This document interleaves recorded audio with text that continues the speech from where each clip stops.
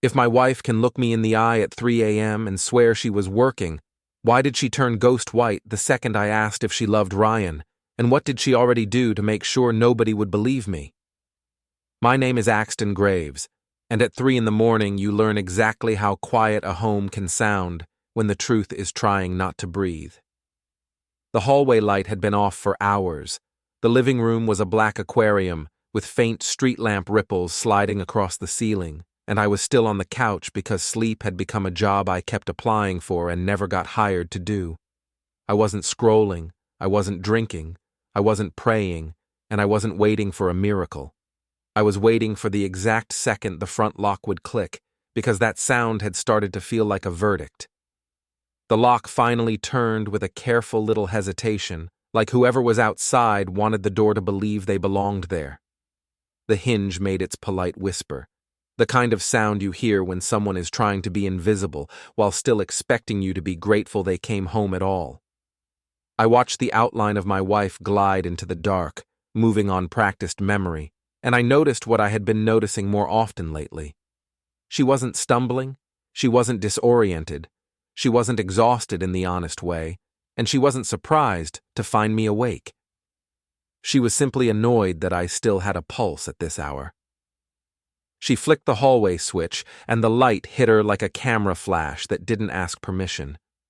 Her hair was too neat for a woman who claimed she'd been trapped in chaos. Her lipstick had that fresh, restored edge that happens after you step into a bathroom and fix it for someone, and her coat hung off her shoulders like it had been put on in a hurry that wasn't fear. She paused and gave me the same look she used when a waiter forgot her sparkling water, a calm irritation that pretended it was reasonable. "Why are you still awake?" she asked, and there was a little laugh in it, like the question itself should embarrass me into shutting down. She said it was 3 a.m., as if I didn't own a clock, as if I hadn't been counting minutes like coins, as if the house hadn't been getting colder every time she started treating time like a private possession. I didn't stand up because standing up would have looked like emotion, and I didn't want to feed her a reaction she could later package into a story about me being unstable. I stayed where I was, hands relaxed, voice flat enough to be boring. "Do you love him?" I asked. That was the first time her control slipped, not in a dramatic way, but in a tiny muscle flicker near her jaw, like a wire inside her had been plucked.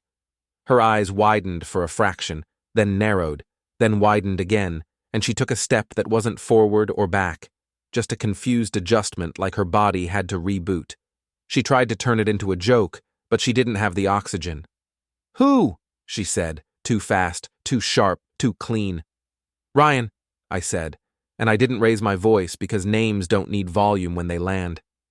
The color left her face the way a tide pulls back before a storm, and the bravado fell away so quickly it looked like it had never been real. She froze with one hand still on her bag strap, her fingers suddenly stiff, and for a long second she looked like a woman caught mid-act, as if the stage lights had come on and she wasn't dressed for the scene. She didn't ask how I knew, because that would have confirmed there was something to know, and she didn't deny it, because denial requires confidence. She just stared at me, pale and silent, and that silence was the loudest confession I'd heard in my life. "I don't know what you're talking about," she finally managed, but it sounded like she was reading it from a card she'd practiced in the mirror. I nodded once, because I wasn't there to debate, and I wasn't there to beg. I had asked one question, and her face had answered it with more honesty than her mouth ever would. She moved again, suddenly busy, suddenly angry, suddenly trying to regain the room by making noise. She kicked off her shoes too hard, tossed her keys into the bowl like she was punishing the house for existing, and marched toward the kitchen as if she could outrun the moment by changing locations. I watched her like an investigator watches a suspect who is performing innocence, and I noticed another detail I couldn't unsee. She never once asked what I meant by love, or why I'd chosen that word, or why I'd said Ryan like it had weight. She knew exactly what I meant, and she knew exactly who he was. She opened the fridge, stared into it without seeing anything, then shut it with a sharp click that was meant to be a boundary. "This is insane," she said, and she tried to lace the word with pity, like I was the sick one. "You're awake at 3 a.m., inventing names." "I didn't invent him," I said, still calm, still seated, still refusing to play the role of the jealous man who can be baited into shouting. "You gave him a place in our life, and you did it quietly." Her eyes flashed, and for one reckless second I saw what she'd been hiding under the polish. "You don't get to interrogate me," she snapped, and then she caught herself, because interrogate was the wrong word, too revealing, too close to the truth of what this felt like. I almost smiled, but I didn't, because I wasn't here to win a scene. I was here to win reality. "I'm not interrogating you," I said. "I asked one question." She stood there, breathing shallow, like she didn't trust the air. And then she did what she always did when cornered. She changed the subject into an accusation. She told me I was paranoid, that work had been brutal, that the city had traffic and deadlines and people who needed her, that I was disrespectful for sitting there like a judge instead of acting like a husband. Her words spilled out in polished streams, the way they do when someone has rehearsed the general shape of the defense and only needs to fill in the blanks. I listened without reacting, because I didn't need her speech, and I didn't need her story. I needed patterns, and patterns were what I was good at, long before this marriage started bleeding out in slow motion. When she finally ran out of breath, she tried to walk past me to the bedroom, hoping the physical act of leaving would end the conversation. I let her take 2 steps before I spoke again, because timing matters when you want the truth to sting. "I know you've been coming home late for weeks," I said. "I know the excuses change, and I know the details don't." She stopped, but she didn't turn around, and that was its own kind of admission. "I'm done with this," she said, and her voice was tight, not angry anymore, but scared in the way a liar gets scared when the room stops believing. I didn't follow her, because chasing is what guilty people do when they want to keep someone close enough to manipulate. I stayed on the couch, stared at the dark window, and listened to the soft sounds of her moving through the bedroom, opening drawers too quickly, closing them too carefully. The house smelled faintly of her perfume drifting down the hallway, a scent that used to mean comfort, and now felt like a signature left at a crime scene. The next morning, she acted like nothing had happened, because that was her favorite kind of magic trick. She made coffee, she checked her phone with her back angled away from me, she asked if I wanted eggs as if breakfast could patch a crack running through the foundation. She didn't bring up the name Ryan, and she didn't ask why I said it, because questions are dangerous when the answers are real. She kissed my cheek on her way out the door, a quick peck that felt like a stamp on paperwork, and she left with her bag and her practiced walk, confident the storm would pass if she refused to acknowledge it. I waited until the door shut. Then I did something I hadn't done in a long time. I let myself feel the full weight of the betrayal, not as melodrama, not as a performance, but as a cold, clinical fact. There is a difference between suspicion and knowledge, and the difference is what it does to your spine. Suspicion makes you hunch, like you're bracing for impact. Knowledge makes you stand straight, because the impact already happened and now you need to move. I didn't need hacking, or trackers, or secret cameras, because I wasn't trying to play spy. I just needed the truth to stop hiding behind ordinary life, because ordinary life is where people stash their worst choices. I started with the simplest thing I could control. I wrote down what I knew, in ink, on paper, like a man filing a quiet report to himself. Date, time, her stated reason for being late. What I observed, what didn't match. It looked small, almost pathetic, like homework. It also felt like the first honest thing I'd done in months. That afternoon, while she was gone, I did a slow walk through the house, not rummaging like a lunatic, not tearing drawers apart, but noticing the way a person notices when something doesn't belong. In the laundry basket, there was a faint cologne trace that wasn't mine, sharp and clean, the kind men wear when they want to be remembered. In her coat pocket, There was a crumpled receipt with a timestamp that didn't match her story from the night before, and it wasn't dramatic, just a normal receipt from a normal place at an abnormal hour. I flattened it out on the table and stared at the numbers until they stopped being numbers and started being a timeline. I took a photo of the receipt beside today's newspaper because I wasn't building a conspiracy, I was building a ledger. Then I slid it into a clear sleeve like a document, labeled it with the date, and put it in the back of the desk drawer where we kept old warranties and forgotten manuals. It felt strange, storing betrayal next to household paperwork, but that was the point. Her affair was living inside our normal life, and I was done pretending normal meant safe. When she came home that evening, she was sweet in a way that didn't match the previous night's panic. She asked about my day, she told me about hers, and she laughed at a story that didn't require laughter. She didn't mention Ryan, and she didn't mention the question because she wanted to bury it under routine.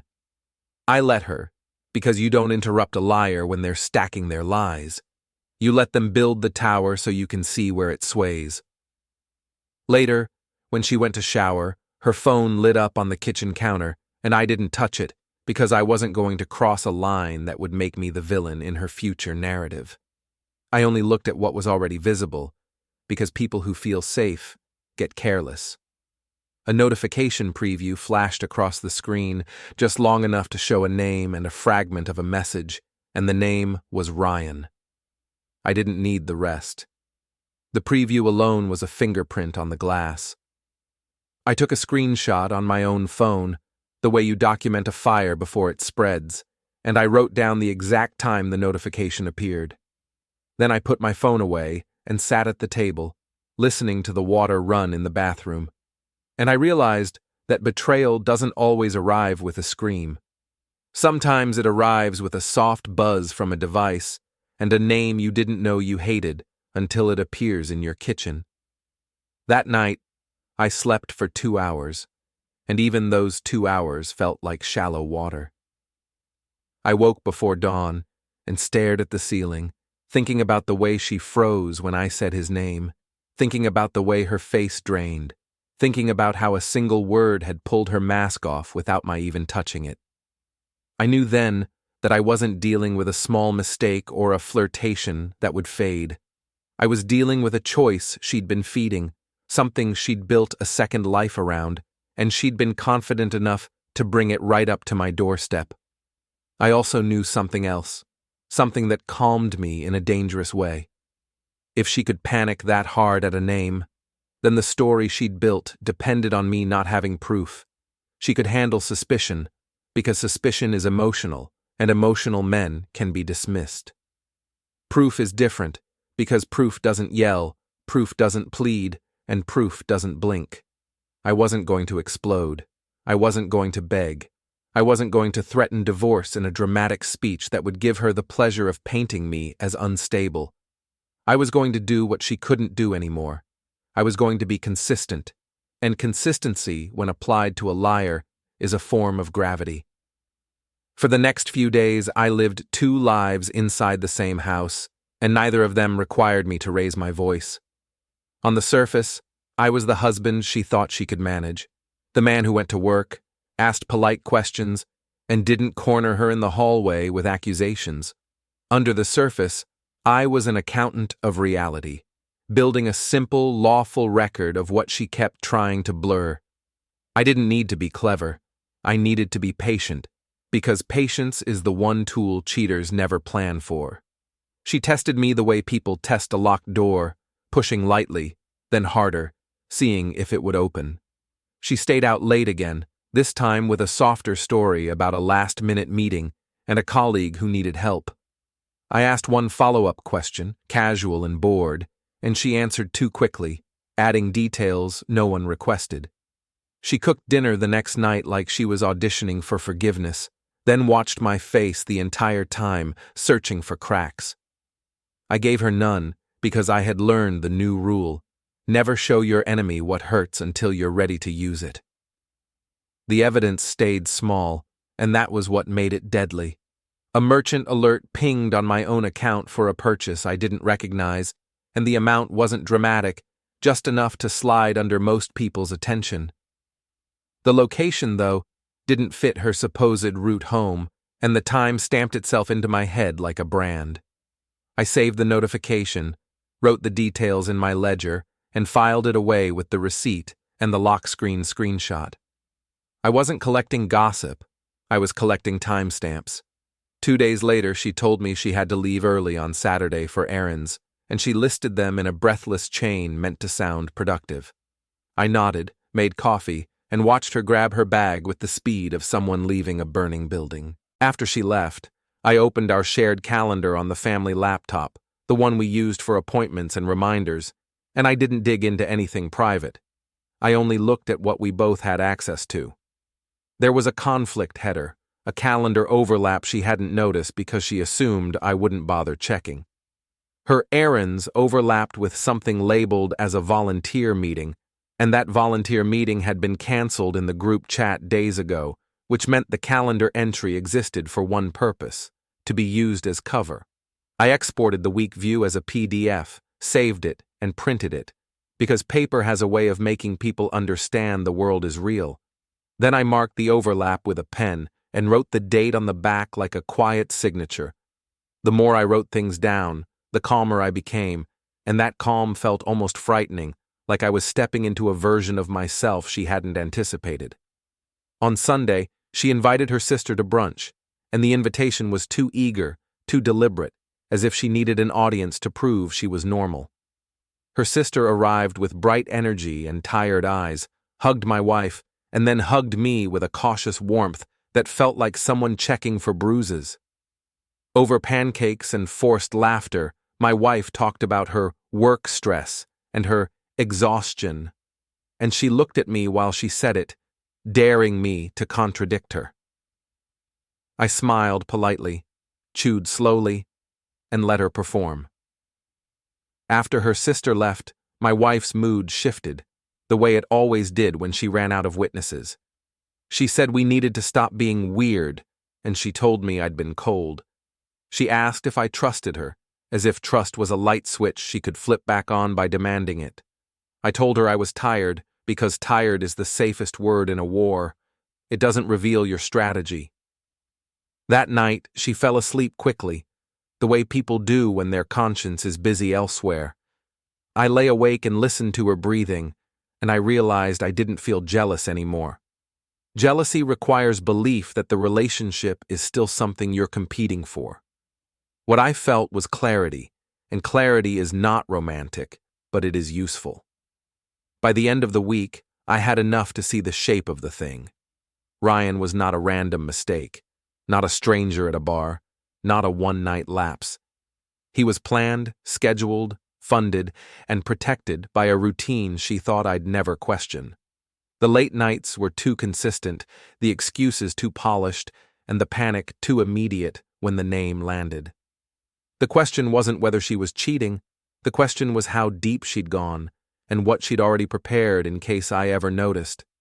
That's when the first real twist began to crawl out of the shadows, and it didn't come from a dramatic confession or a secret text. It came from something ordinary, almost boring, an email subject line that appeared in our shared inbox, the one we used for travel confirmations and household bills. It was from a hotel chain, the kind my wife liked because it looked respectable, and the subject line said an itinerary had been updated. The preview showed two guests when she'd told me she was traveling for work alone. I didn't open it because I didn't need to. The subject line was already evidence, and the preview already contradicted her story. I took a photo of the screen with my phone, then I stepped back and felt the room tilt slightly, because now we weren't talking about late nights in the city. We were talking about a trip, a planned absence, a place where she would have more freedom, more privacy, and more time to rewrite reality without me in it. When she came home that evening, she was in a good mood, almost glowing, and I saw why. She'd already packed the trip in her mind as a clean escape from scrutiny, a weekend where she could be who she'd been trying to be. She kissed me longer than usual, asked if I'd miss her, and told me she was exhausted from planning. She talked about the hotel like it was a boring necessity, not a stage. I nodded, played my part, and asked one small question about her schedule, as if I were just a supportive spouse trying to understand logistics. She answered with practiced confidence, and her confidence gave me what I needed: a clean statement to compare against the proof. I wrote it down that night, word for word, and I signed my own entry because I wanted it to be a record, not a memory. Then I took the printed calendar overlap, the receipt, the merchant alert, the lock screen screenshot, and the photo of the two guests' email subject line, and I stacked them on my desk like a small, quiet tower. It wasn't enough yet for a public reckoning, but it was enough for a private decision. She had been building a second life in the gaps of our first, and she had gotten comfortable doing it. Comfort is what makes liars sloppy, because comfort convinces them the world will keep cooperating. I decided the world would stop cooperating. The next morning, she left early for work, and she wore the coat she only wore when she wanted to look important. She walked out the door with the confidence of a person who thinks the home is still hers, the marriage is still hers, and the narrative is still hers. I watched her from the window as she crossed the street, and I didn't feel rage the way I thought I would. I felt something colder, something that made my hands steady. I started a new page in my ledger and wrote a single line at the top, plain and unromantic. Trip timeline, Ryan involvement, public collapse plan. Then I heard her phone buzz in the hallway, left behind on the entry table like a careless confession, and I felt my heartbeat change. Not faster, but sharper, like a lock clicking into place. I didn't pick it up, because I still wasn't going to cross into anything she could use against me. But I looked at the screen, because it had lit itself up for anyone to see. The notification preview showed Ryan again, and this time the fragment was different, more urgent, more intimate, and it included one detail that made my stomach go cold. A time, a meeting point, a plan that matched the hotel itinerary. I stood there, staring at a few glowing words, and I understood that my question at 3 a.m. hadn't just scared her, it had pushed her to speed up. She wasn't slowing down to repair the marriage. She was accelerating toward whatever came next, and she was doing it with him. I turned away from the phone, went back to my desk, and added one more dated entry to the evidence stack, because I finally knew what the next step was. If she was rushing toward a trip with Ryan, then I wasn't just going to catch her lying. I was going to catch her arriving. My first instinct was to grab her phone, because instincts are loyal to panic, and panic always wants shortcuts that later turn into mistakes you can't explain in daylight. I didn't touch it. I stood there in the hallway with the screen glowing like a tiny confession, and I forced myself to breathe slowly enough that my lungs didn't make decisions for me. There are two ways to lose your life in a marriage that's rotting. You either stay blind, or you start flailing, and flailing is just another kind of blindness with louder sound effects. The message preview was still visible, and that mattered, because it wasn't a secret I stole. It was a secret she left lying on the kitchen counter like a cigarette burn. A time, a place, a soft little promise of soon, wrapped around a meeting point that matched the hotel itinerary I'd seen in our shared inbox. The universe had handed me a clean, lawful glimpse, the kind of detail you can repeat without sounding like a thief, and I was going to treat it like a gift and nothing else. I went back to my desk and added a new line to my ledger, and the act of writing it down made the whole thing less like a nightmare and more like a case. Date, time, notification preview visible on unattended device. Ryan name displayed. Location fragment displayed. It looked clinical on paper, almost boring, and that boredom was my weapon, because betrayal wants drama and I was starving it. An hour later she came back for the phone, because of course she did, and she walked in too calm, too composed, as if she were just popping home for lipstick. She didn't apologize for forgetting it, and she didn't ask why I was still there, because she didn't want to give the moment shape. She slid her eyes over me, checking for heat, and when she didn't find it, she relaxed in a way she couldn't hide. She picked up the phone with a little flick that screamed, ownership, and she tried to act like the device hadn't just betrayed her. "Forgot something," she said, and she made it sound like an inconvenience I'd caused her. I nodded. "It happens," I said, and I watched her face do that tiny calculation again, the one that tries to figure out whether I'm dumb or dangerous. She waited for me to say more, because she needed me to either accuse her or forgive her, and when I did neither, her eyes narrowed. She walked back out, and the door clicked shut, and I realized my calm wasn't just restraint. It was control returning to my hands, one quiet choice at a time. That evening I did what I should have done weeks ago, before the word Ryan ever lodged itself under my skin. I mapped her stories like routes on a simple timeline, late again because of a deadline, late again because of a team dinner, late again because of a friend in crisis, late again because of traffic, because of a meeting, because of some invisible emergency that always had just enough details to sound real and never enough to verify. The pattern wasn't just lateness, it was the way her excuses left no room for witnesses, no anchors, and no residue, like she was trying to make time disappear. The residue was still there, though. It always is. People leave traces even when they think they're clean, because human beings are messy and the world keeps receipts. I pulled up our shared cloud album on the family tablet, not because I expected romance photos labeled affair, but because phones and apps love throwing memories back in your face. A year ago, a day trip to a museum. 6 months ago, brunch with friends. Little squares of our life like postcards from a place that no longer existed. I clicked into the metadata screen on a few recent uploads, the harmless ones she'd added last week, and I saw something that didn't belong, a photo of a work event that looked like a plain conference room, taken at a time she'd claimed she was stuck in traffic, and the location tag was nowhere near the office. She had been building her lies inside normal content, hoping I'd never bother to look twice. I took a screenshot of the metadata page that was already visible to me, and I saved it to my own folder. Then I printed it, because paper is stubborn, and I slid it into the clear sleeve behind the receipt and the merchant alert. My little stack was growing, and what made it dangerous was how ordinary it looked. Anyone could have done what I was doing. Anyone should have done what I was doing. That was the point. The next day, she started packing for her trip. She did it with the casual efficiency of someone who has packed for this exact kind of weekend before.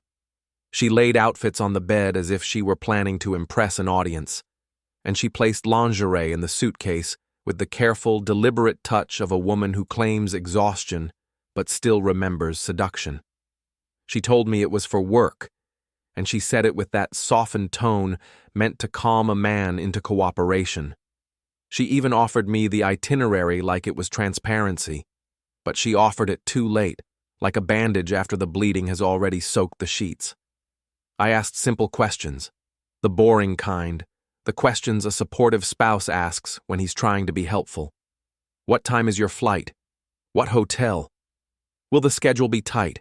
She answered, and I nodded, and I wrote down what she said after she left the room. I didn't need to catch her by surprise anymore. I needed her to keep speaking long enough to tighten her own noose. The night before she left, she tried to reset the marriage with small gestures. She cooked dinner with too much effort. She laughed at my half-jokes. She touched my arm longer than necessary, and she asked if I missed her already. It was such a transparent performance that I almost respected the audacity, but then I remembered the way she'd gone pale at 3 a.m., and respect died quietly in my throat. I told her I wanted her to be safe, and she smiled, and for a second, she looked like she believed she'd won. The smile didn't reach her eyes, though. Her eyes were scanning for danger because she knew a shift had happened, and she didn't know what it was. The morning she left, she kissed me at the door and promised she'd call, and she said she loved me like it was a checkmark.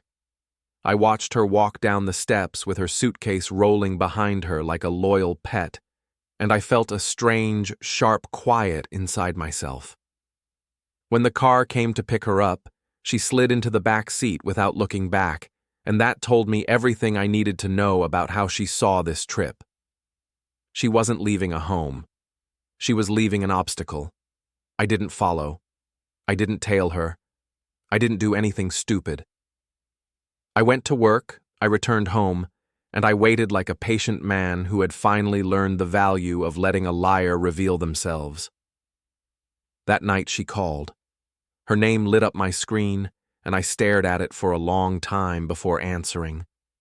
Not because I didn't know what to say, but because I wanted to hear how she would play it from a distance. When I picked up, her voice came through bright and soft, as if the miles between us were supposed to dissolve into romance. She told me she was tired. She told me she missed me already. She said it like she was handing me a warm blanket, and she expected me to wrap myself in it and stop asking questions. I let her finish, because you don't interrupt someone when they're lying. You let them build the sentence so the lie has full weight when it hits the ground. Then I said, as flat as a closed door, "I saw how you were missing me with him." Silence flooded the line so fast it felt physical, like water filling a room. I could almost picture her face, the way it had looked at 3 a.m. when I said Ryan. The same drain of color, the same moment of frozen calculation, the same sudden knowledge that the mask had slipped. "What are you talking about?" she tried, and her voice went thin, too careful, the voice of someone trying to keep control while their hands tremble. I didn't argue. I didn't explain. I didn't lecture. I didn't offer her a chance to twist the conversation into a debate where she could claim I was paranoid. I had proof, and I didn't need her permission to believe it. "I'm done," I said, and I blocked her. Blocking felt childish in theory, but in practice it was the cleanest boundary I'd ever drawn. It removed her ability to manage me in real time. It cut the cord she used to pull whenever she wanted to steady herself. It also did something else, something she didn't expect. It made her panic. I didn't see the panic yet, but I felt it in the way my phone stayed quiet afterward, in the way the house seemed to exhale, in the way the absence of her voice created room for my thoughts to line up like soldiers. I sat at my desk and looked at my evidence stack, and I realized the first twist had already become clear. Ryan wasn't just a lover. He was part of her escape plan. The hotel email wasn't a coincidence. The trip wasn't work. It was rehearsal for leaving me behind while keeping her image intact. Over the next 2 hours, I received 3 calls from numbers I didn't recognize. I ignored them. Then a text came through on a different line, likely from her sister, asking what was going on and why my wife was freaking out. I didn't answer that either, because I wasn't going to fight this war on a group chat stage. I wanted one arena, one confrontation, one record, and I wanted it to be built on documents, not emotion. By midnight, my doorbell camera showed her. She stood on the porch with her suitcase, hair damp from travel, eyes wide and frantic, and she kept pressing the button like the bell could force reality to change. She looked smaller than she ever looked inside our home, not because she had suddenly become innocent, but because she was out of the environment where she usually controlled the narrative. On my doorstep, she was just a woman with a lie collapsing behind her. I didn't open the door. I watched the feed, saved a still frame with the timestamp visible, and I wrote down the time in my ledger. Then I let her stand there, because consequences have to be felt, not described. She tried calling again. Blocked. She texted from a new app. I didn't respond. She knocked harder, and the neighbors' porch lights flickered on one by one, little rectangles of witness turning the street into a quiet courtroom. When she realized eyes were on her, she stopped knocking and started crying, and that's when I understood the second twist was coming. The tears weren't just heartbreak, they were strategy. She was preparing the story she would tell when she couldn't control me anymore. I finally opened the door after she'd been out there long enough to be seen, and I kept my expression neutral because I wasn't going to give her a dramatic scene to film in her memory. She rushed forward, trying to push inside like the house was a safe zone, and I held the door frame with one hand, not threatening, not violent, just firm, like a boundary that had finally learned its own strength. She stared at me with desperation that looked almost convincing. She tried to speak, but her sentences tripped over each other, a mess of explanations, fatigue, love, confusion, and outrage. She demanded to know what I meant. She demanded to know who told me. She demanded to know why I was doing this to her. It was the same script, just faster, louder, more panicked. I waited until she ran out of breath, and then I said calmly, "You froze when I said his name at 3 a.m. Her face twitched, and she looked away for a fraction, and that was all the confirmation I needed. She tried to step inside again, and I didn't move, and she finally understood she wasn't dealing with my old self anymore. "What do you want?" she asked, and the question came out raw, because for the first time she didn't know what would fix this. "I want the truth," I said, and I surprised myself by how steady my voice was. "Not your version, not a speech, just the truth." She stared at me, and then, very quietly, she said she didn't know what I was talking about, and she said it like she was hoping the house itself would back her up. I nodded once. "Then you can sleep somewhere else tonight," I said, and I closed the door. The next morning, the street looked normal, which is always insulting when your life is turning into rubble. Cars rolled by, a dog barked at nothing, someone's kid rode a bike too fast down the sidewalk, and my wife's car was not in the driveway. She had gone somewhere else to regroup, to find a safer audience, to locate the people who still believed her by default. That was fine. I wasn't chasing her into the comfort zones of sympathy. I was building the record that would survive sympathy. By noon, her sister called again, and I let it ring twice before answering, because I wanted the world to feel how little urgency I had left for family performances. Her sister's voice was tight and angry, the voice of someone drafted into a conflict they don't understand. She told me my wife had shown up at their parents' place in tears, claiming she'd been ambushed and accused, claiming she'd come home early from her trip to fix things and found me acting like a stranger. The story was already forming, and I could almost see it being stitched together in real time, with my wife at the center playing the role of wounded loyalty. I didn't insult her sister. I didn't rant. I didn't call my wife names. I used the only weapon that works on people who want drama. I stayed boring. "I'm not asking you to take sides," I said. "I'm asking you to understand why she panicked at one name." Her sister went quiet. Then she asked what name. "Ryan," I said, and I said it with the same flat tone I'd used at 3 a.m., because names don't need anger to hit hard. There was a long pause, and in that pause I heard the smallest crack in her sister's certainty, like a piece of ice shifting. She didn't defend my wife the way I expected. She didn't demand proof. She asked, carefully, if I was sure.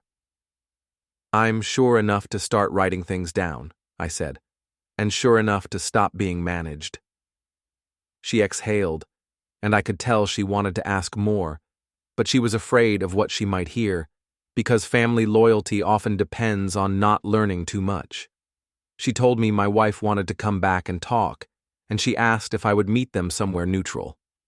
I said yes, but not in our home, and not in their parents' living room where sympathy would be hanging from the ceiling.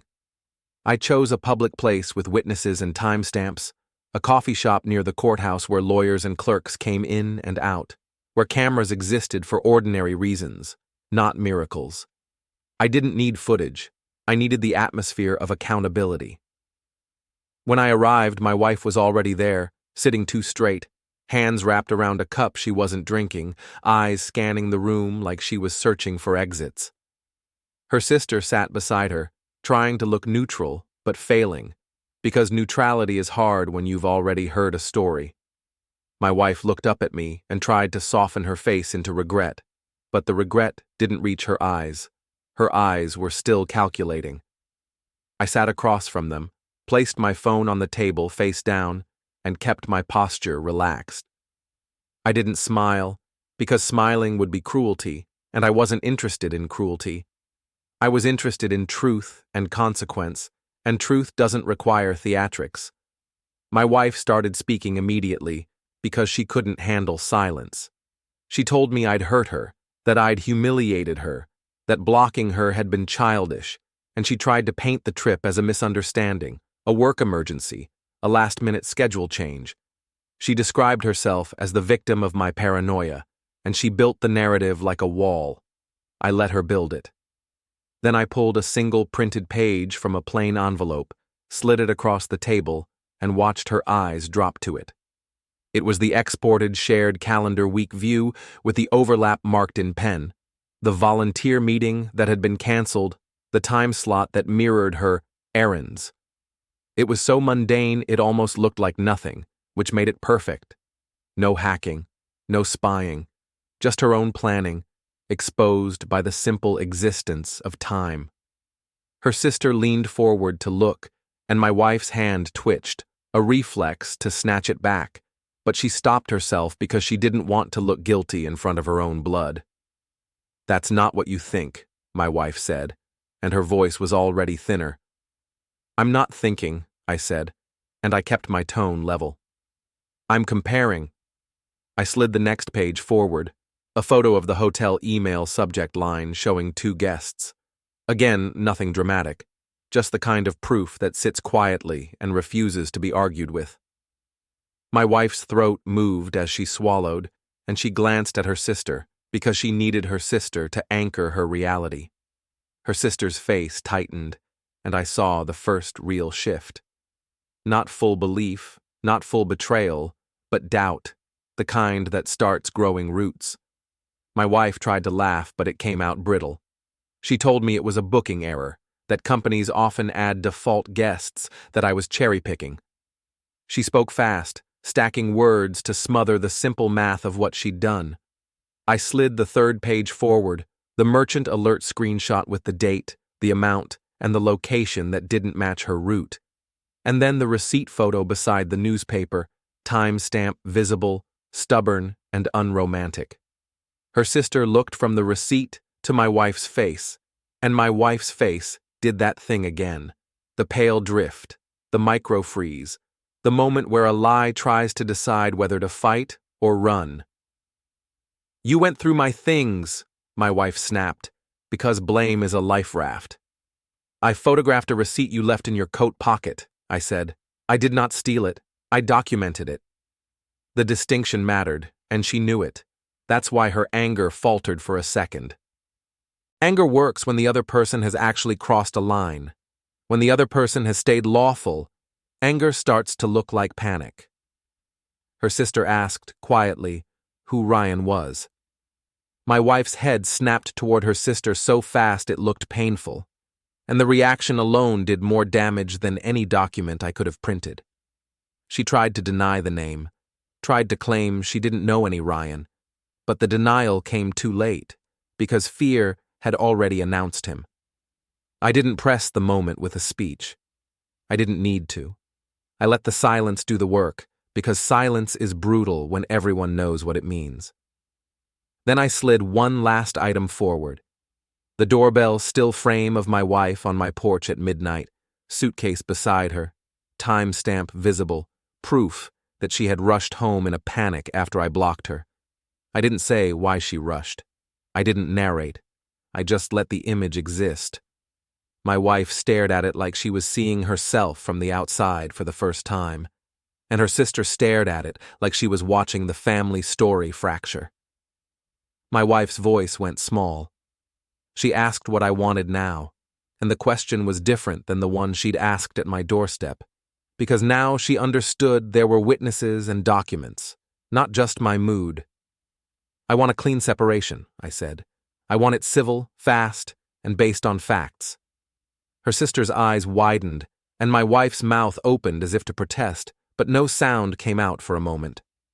She looked around the coffee shop, suddenly aware of the ordinary people moving past us, suddenly aware that she was not in a private theater anymore. "I can explain," she said, and her voice cracked in a way that almost sounded human. I nodded once, not granting forgiveness, not offering comfort, just acknowledging the existence of the sentence. "You can explain to your lawyer," I said, and I kept my tone calm enough to be terrifying. You can explain to your family. You can explain to yourself. I'm done being the person you practice on.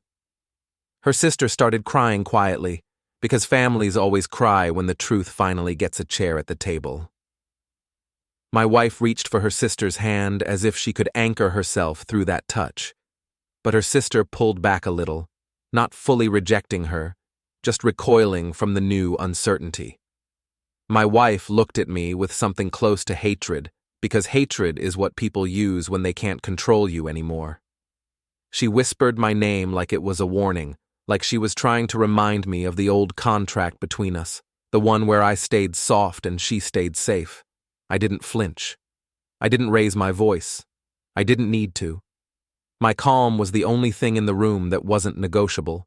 When I stood up, my wife's eyes tracked me like a predator's, and for a second I saw the next move forming in her head. She was going to rewrite the story. She was going to tell people I was abusive, unstable, paranoid, cruel. She was going to paint my evidence gathering as obsession, my boundaries as punishment, my calm as something sinister. That was the second twist, and I felt it coming the way you feel a storm's pressure shift in your ears. So I did one more thing before I left, something small and lawful and merciless. I placed a single page on the table, not evidence, not a receipt, not a screenshot, but a typed timeline summary with dates, times, and the simple line that mattered most. At 3 a.m., when I said Ryan, she froze and went pale. No insult, no accusation, just an observed reaction documented as a fact. I looked at her sister, not my wife, and I said, "If she tells you I invented this, remember her face when you asked who Ryan was." Then I walked out. Outside, the air was cold and clean, and for the first time in weeks, I felt like I could breathe without asking permission. I drove home and sat at my desk again, because the war wasn't over. It had just moved into its most dangerous stage, the stage where the liar stops trying to deny and starts trying to destroy your credibility.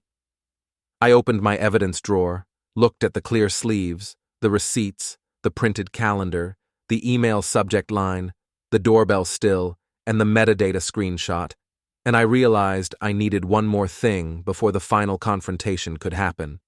A public arena where her story could not survive, an arena with minutes, policies, and witnesses who did not care about her tears. And I already knew where it would be, because my wife wasn't just cheating with Ryan. She had been using Ryan to climb, to secure something at work, something that would look clean on paper as long as nobody compared timelines. I stared at the hotel subject line again, at the words, 2 guests, and I understood the truth that made my stomach tighten. She hadn't taken Ryan on a romantic trip. She had taken him to negotiate our replacement life, and she had been confident I would stay asleep while she did it. I didn't sleep much after that coffee shop meeting, because sleep is a luxury for people whose lives are stable, and my life was now a table with one leg missing. The mind doesn't rest when it's trying to make sense of betrayal, because betrayal isn't just a person lying. It's the entire past re-editing itself in your skull, scene by scene, until you can't tell whether you ever knew the woman you married or whether you just loved a character she played well enough to win the part. In the dark, I replayed details that had once felt harmless. The way she used to come home and drop her keys with an exaggerated sigh, like a stage cue that said she'd had a hard day. The way she'd mention a name casually, a co-worker here, a friend from the committee there, like she was sprinkling normality over a lie that needed camouflage. The way she'd forget small things and then punish me for noticing. She wasn't clumsy. She was training me. That realization didn't hurt in a romantic way. It hurt in a humiliating way, which is always worse because you can survive heartbreak, but pride doesn't die quietly. By morning, I was done thinking in circles. I needed a plan that stayed clean, lawful, and simple enough that no one could label it obsession. The only way to beat a liar is to become uninteresting to their tactics, which means you don't chase, you don't scream, and you don't ask them for closure like it's a charity you're begging for. You build a file, you build a timeline, and you walk them into a room where truth is boring and therefore lethal. I started with my own house, because my house was the one place I could control without needing anyone's permission. I opened drawers, not like a thief, but like a homeowner finally checking what's been stored in his walls. I wasn't hunting love letters. I was hunting residue, the sort of everyday residue that people can't help but leave when they live two lives and pretend the bills don't overlap. In the laundry basket, buried under clean clothes she'd left in a hurry, I found a coat check ticket. It had a number, a date, and a time printed in small black ink. The kind of ink nobody thinks about because nobody expects a tiny slip of paper to become a blade. I held it between two fingers and stared until the date aligned in my mind with her work dinner from 2 weeks earlier. The one she swore ran late because the team had to debrief, and her manager wouldn't let anyone leave. She'd said it like she was a hostage. I didn't call anyone, and I didn't try to verify it with some clever trick, because I wasn't here to be clever. I photographed the ticket beside today's newspaper, because paper dates don't argue. Then I stapled it behind a printed page of the shared calendar for that week, the overlap highlighted in pen, and I slid it into another clear sleeve. My drawer was turning into a quiet museum of her choices, and what I loved about that was how small each item looked on its own. She couldn't fight one item without looking ridiculous. She could only fight the pattern, and patterns don't care about tears.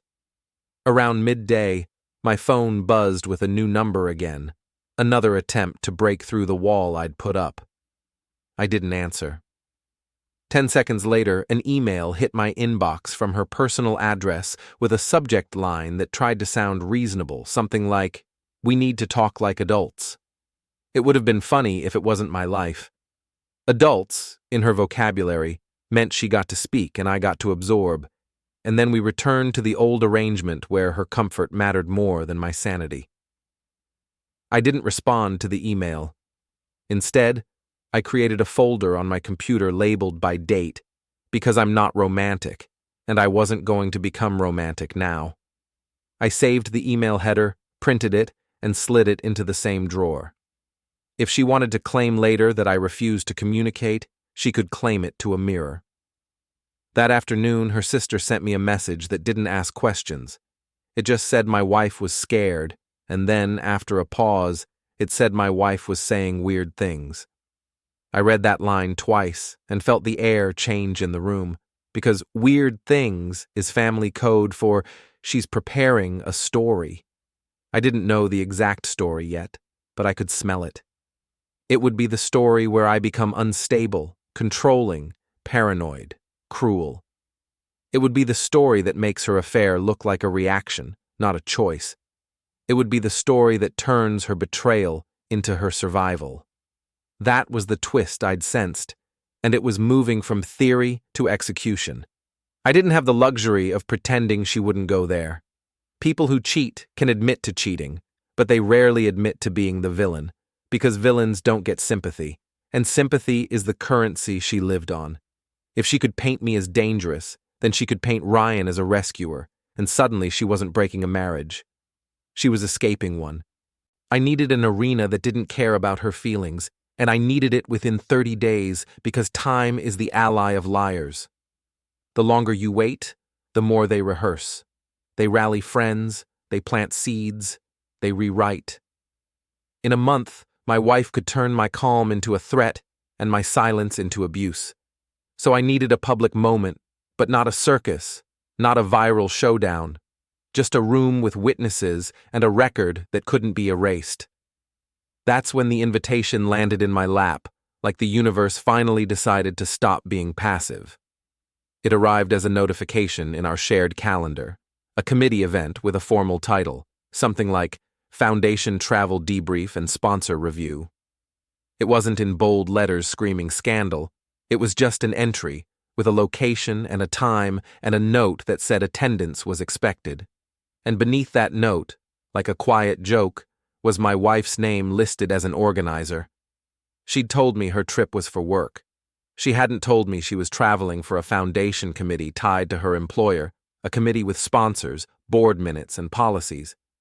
In other words, she had placed her affair within reach of an institutional lever without realizing it, because she'd been so focused on managing me that she forgot other people had rules. I stared at that calendar entry for a long time, and then I opened the folder of saved evidence and felt something that wasn't anger. It was clarity. Ryan wasn't just a lover. Ryan was a liability. And if he was involved with a sponsor-driven foundation activity, then the rules weren't just moral. They were written. I didn't need police. I didn't need hacks. I didn't need threats. I needed compliance, and compliance is always hungry for clean documentation. I spent the next 2 days building what I called, in my head, a one-page truth agenda. It wasn't a manifesto, it wasn't emotional, it wasn't a speech, it was simply dates, places, and payments, with the evidence artifacts stapled behind it in a logical order. I kept it so boring it could have been a grocery list. That was intentional. When people expect drama and you hand them paperwork, they either dismiss you as petty or they realize you're deadly serious. Either way, the liar loses control. On the 3rd day, my wife showed up at the house again, not in panic this time, but in performance. She arrived with her mother and her sister because she wanted a jury. She wanted witnesses, but not the kind that would help me, the kind that would pressure me into forgiveness, or at least into a private conversation where she could twist my words. I didn't let them inside. We stood on the porch like strangers. My wife's mother looked exhausted, the kind of exhausted that comes from realizing your child is not the person you thought you raised. My wife's sister looked guarded, still trying to hold the family together with sheer will. My wife looked composed, which told me she'd spent the last days rehearsing. She started with the same line every manipulator uses when they need to regain control. She asked what I thought I knew, because if she could get me to speak first, she could frame it as speculation. I didn't give her that gift. I told her we could speak only through lawyers for separation terms, and I kept my voice even, like I was reading weather. She tried to laugh it off as overreaction. She tried to say I was throwing away a marriage over a name. She tried to make it sound childish, like I'd seen a shadow and panicked. Her mother asked softly who Ryan was. My wife's eyes flickered to her mother too fast, and in that tiny flicker, I saw her true fear. She wasn't afraid of losing me. She was afraid of losing the narrative with the people who still mattered to her. Her mother was still a mirror she wanted to look good in. My wife gave a polished answer, something about Ryan being a colleague, someone involved in the travel logistics, someone who'd helped with a late issue, a name she shouldn't have had to explain if I wasn't acting crazy.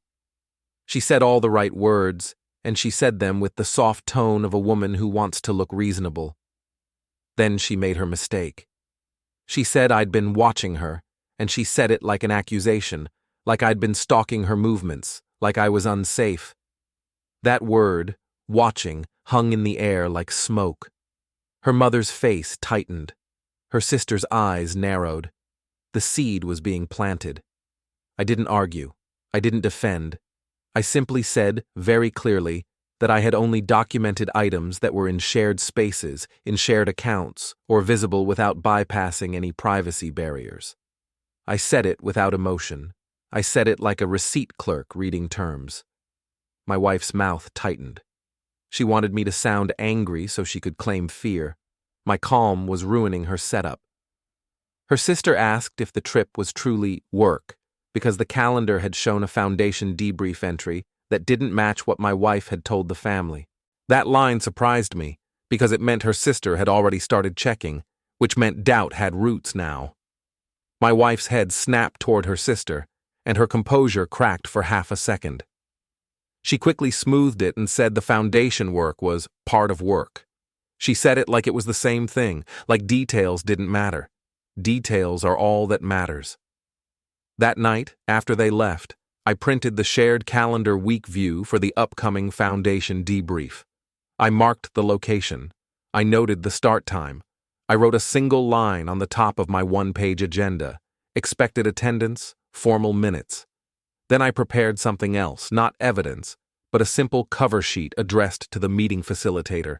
It stated, without drama, that I was submitting documented concerns about conflict of interest behavior connected to committee travel, and that I had supporting dates and payment records.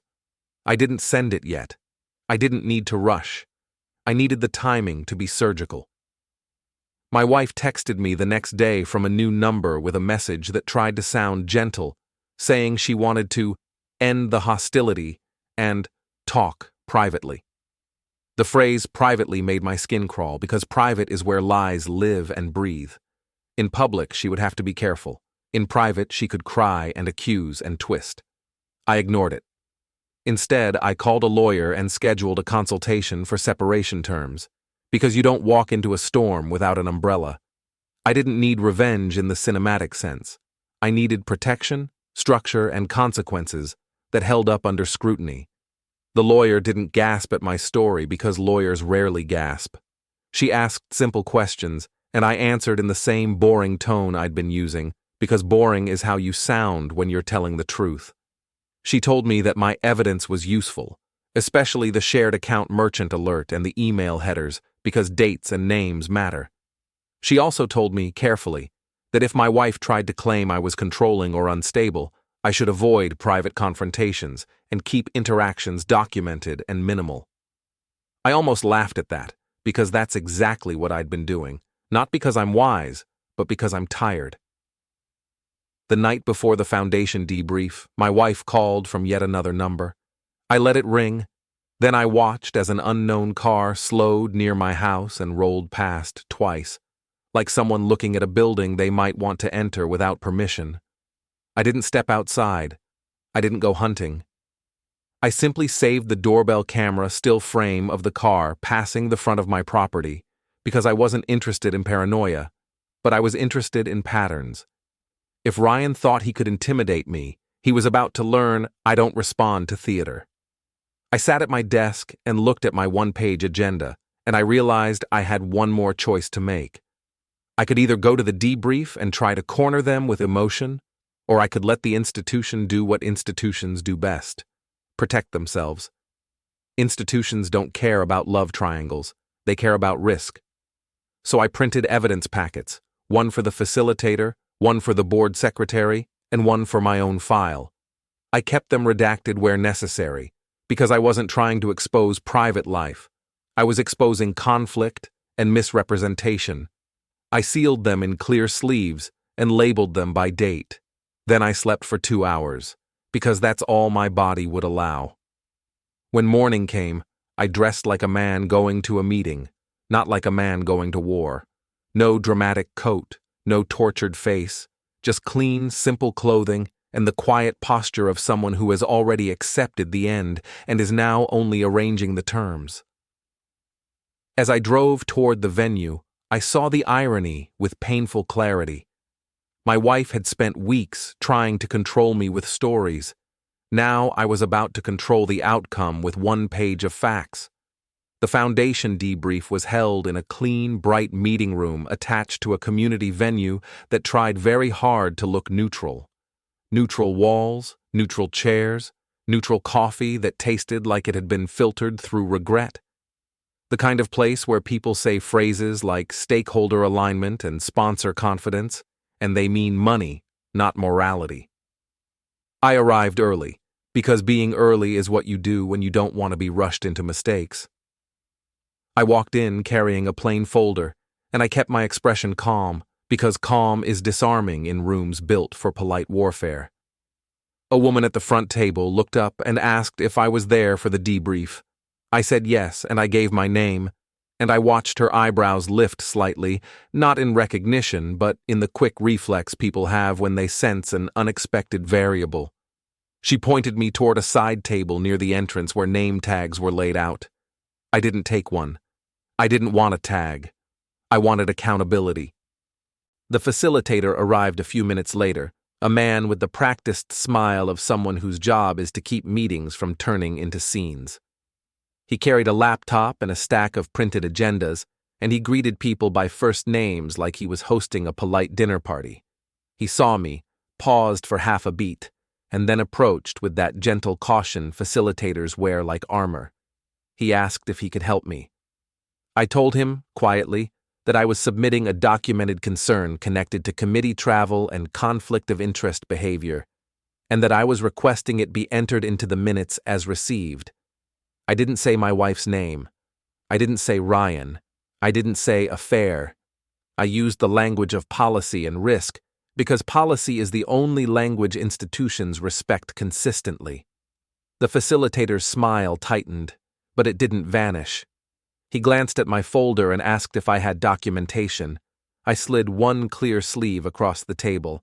Not the whole packet yet, just the cover sheet with the one-page timeline behind it and the first supporting artifact, the hotel email subject line showing 2 guests, printed with headers.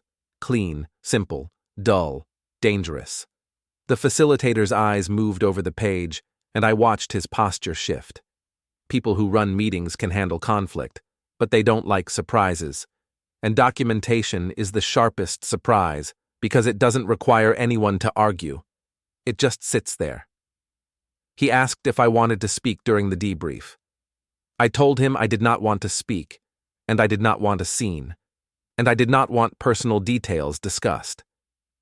I wanted only one thing: a formal acknowledgement that the documentation was received, and a commitment that it would be reviewed according to their rules. I said it with the calm of a man ordering water.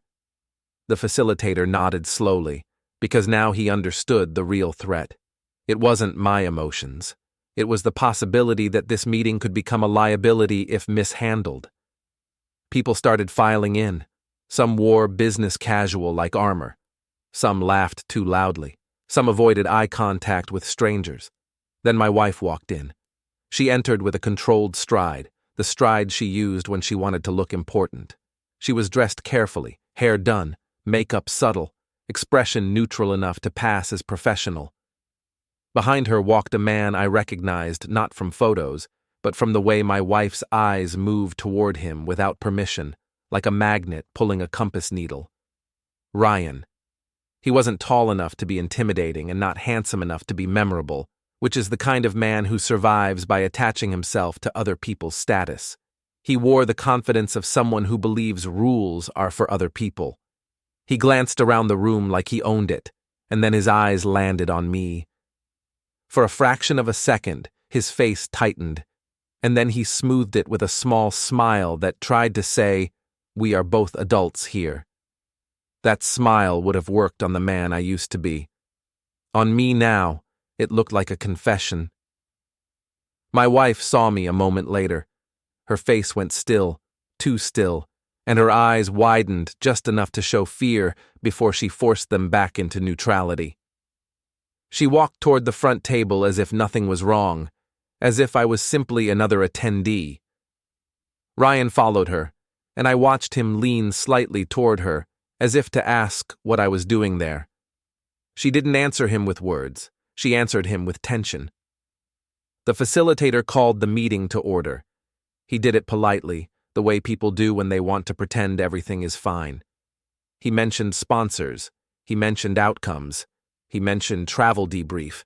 He mentioned next steps. It was all normal, which made the moment that came next feel like a trap door opening. He announced, in a calm tone, that a documented concern regarding committee travel and conflict of interest had been submitted, and that it would be entered into the minutes as received and reviewed through the appropriate process. He didn't name anyone. He didn't mention marriage or affairs. He kept it professional. My wife's head snapped toward him so fast she almost revealed herself. Ryan's posture stiffened, and his hand tightened on the pen he was holding, because men like that always need something to grip when they feel control slipping. The facilitator then did the thing that made the room tilt. He asked the board secretary to type, in the visible minutes template on the projector, a single line. Evidence received. Review opened. The words appeared on the screen in real time, clean black text on a white background, and the whole room saw it. The room didn't know the details, but the room knew what it meant. An official process had started, and official processes are not guided by tears. My wife's face drained of color so quickly it looked like someone had turned down her brightness. Her eyes darted to Ryan, then back to the screen, then to me, and for the first time she looked like a woman who realized the story isn't hers anymore. She raised her hand, the professional gesture of someone trying to regain control. The facilitator acknowledged her, and she spoke in that calm, rehearsed tone she used to use on me, the tone that says, "I am reasonable, and you are not." She asked what the concern was and whether it was relevant to the agenda, as if she were protecting the meeting from distraction. The facilitator responded politely that it would be handled according to policy and that the meeting would continue. My wife's jaw tightened.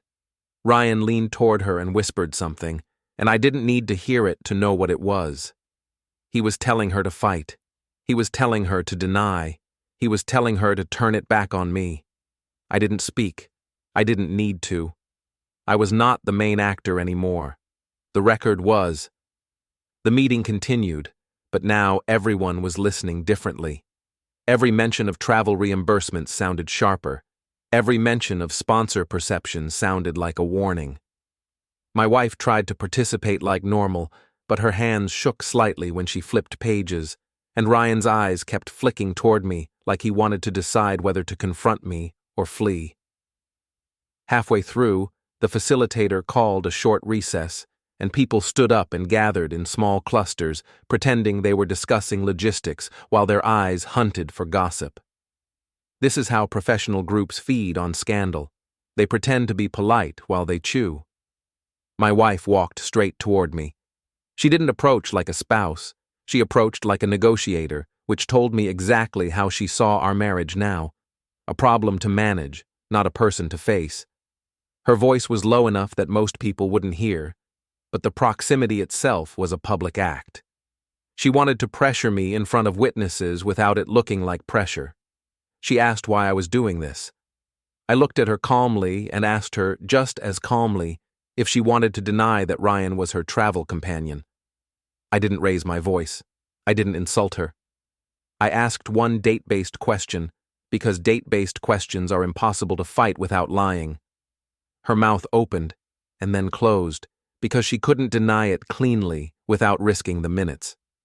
She tried to pivot, saying he was involved with logistics, that he was a consultant, that I was twisting things. She used the word twisting like it was a spell. I asked her why the hotel email showed 2 guests. Her eyes flashed with anger and then fear, and then she did exactly what I'd been waiting for. She said I had been monitoring her, and she said it loud enough that the people nearest us turned their heads.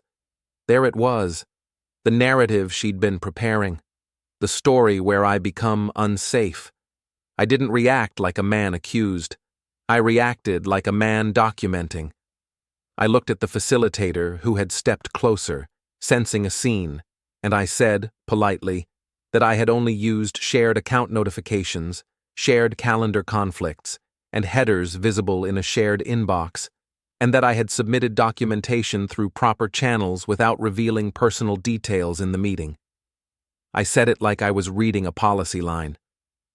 The facilitator nodded slowly, and in that nod, I saw the shift. He wasn't protecting my wife anymore. He was protecting the organization. My wife's accusation had backfired because it sounded emotional in a room that suddenly needed to stay procedural. Ryan stepped forward, trying to insert himself as authority. He asked, with forced calm, who I was and why I was here. He tried to sound like he belonged more than I did. I didn't answer him with ego. I answered him with structure. I said I was the spouse of an organizer and that I had submitted documented concerns regarding conflict of interest and misrepresentation connected to travel and sponsor interactions, and that the matter was now in review. I didn't say affair. I didn't say love. I said misrepresentation, because misrepresentation is the word that makes committees sweat. Ryan's smile finally cracked. He looked at my wife like she'd led him into a trap, which, in a way, she had. My wife stared at him with something like panic, because she needed him to stay steady. She needed him to be her rescue story. But rescues don't work when the rescuer starts blaming you.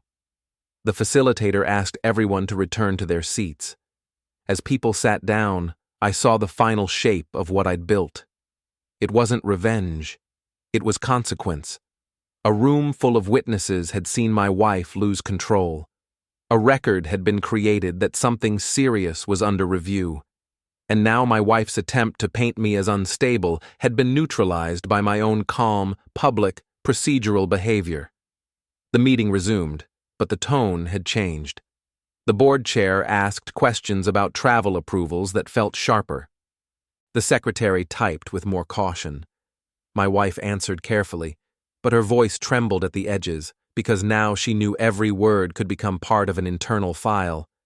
Then came the last push, the moment where I had to decide whether to end it cleanly or let it drag out into weeks of quiet poisoning.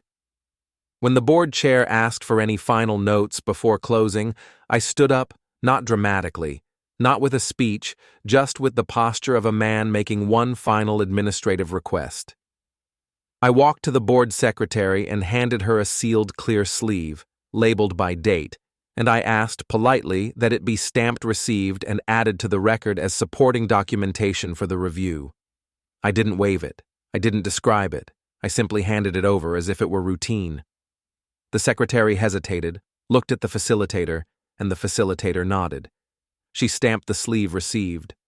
The stamp sound was soft, almost nothing, but in my head it sounded like a door locking. My wife made a small sound, not quite a gasp, not quite a sob, just the noise of someone watching their world tilt.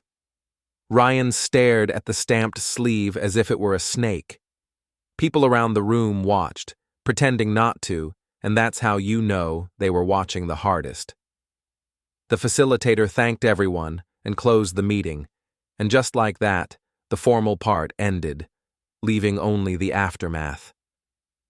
My wife rushed toward me as people stood up, and she tried to grab my arm, not violently, just desperately, but I stepped back before her fingers could land. I wasn't going to give her a physical moment she could reinterpret later. She asked what I thought would happen now, and the question sounded less like anger and more like fear. I said I thought the committee would protect itself, and that the review would proceed, and that she should prepare for consequences. I also said, calmly, that I had already scheduled legal steps for separation, and that any further contact should be through counsel. She stared at me with disbelief, because she still wanted to believe I was bluffing. People like her always think calm is a bluff until it isn't. Ryan stepped closer again, and he asked if I enjoyed humiliating her. He wanted to make it personal, because personal is the only battlefield where his charm could work. I looked at him for a long second and realized something that made my stomach tighten.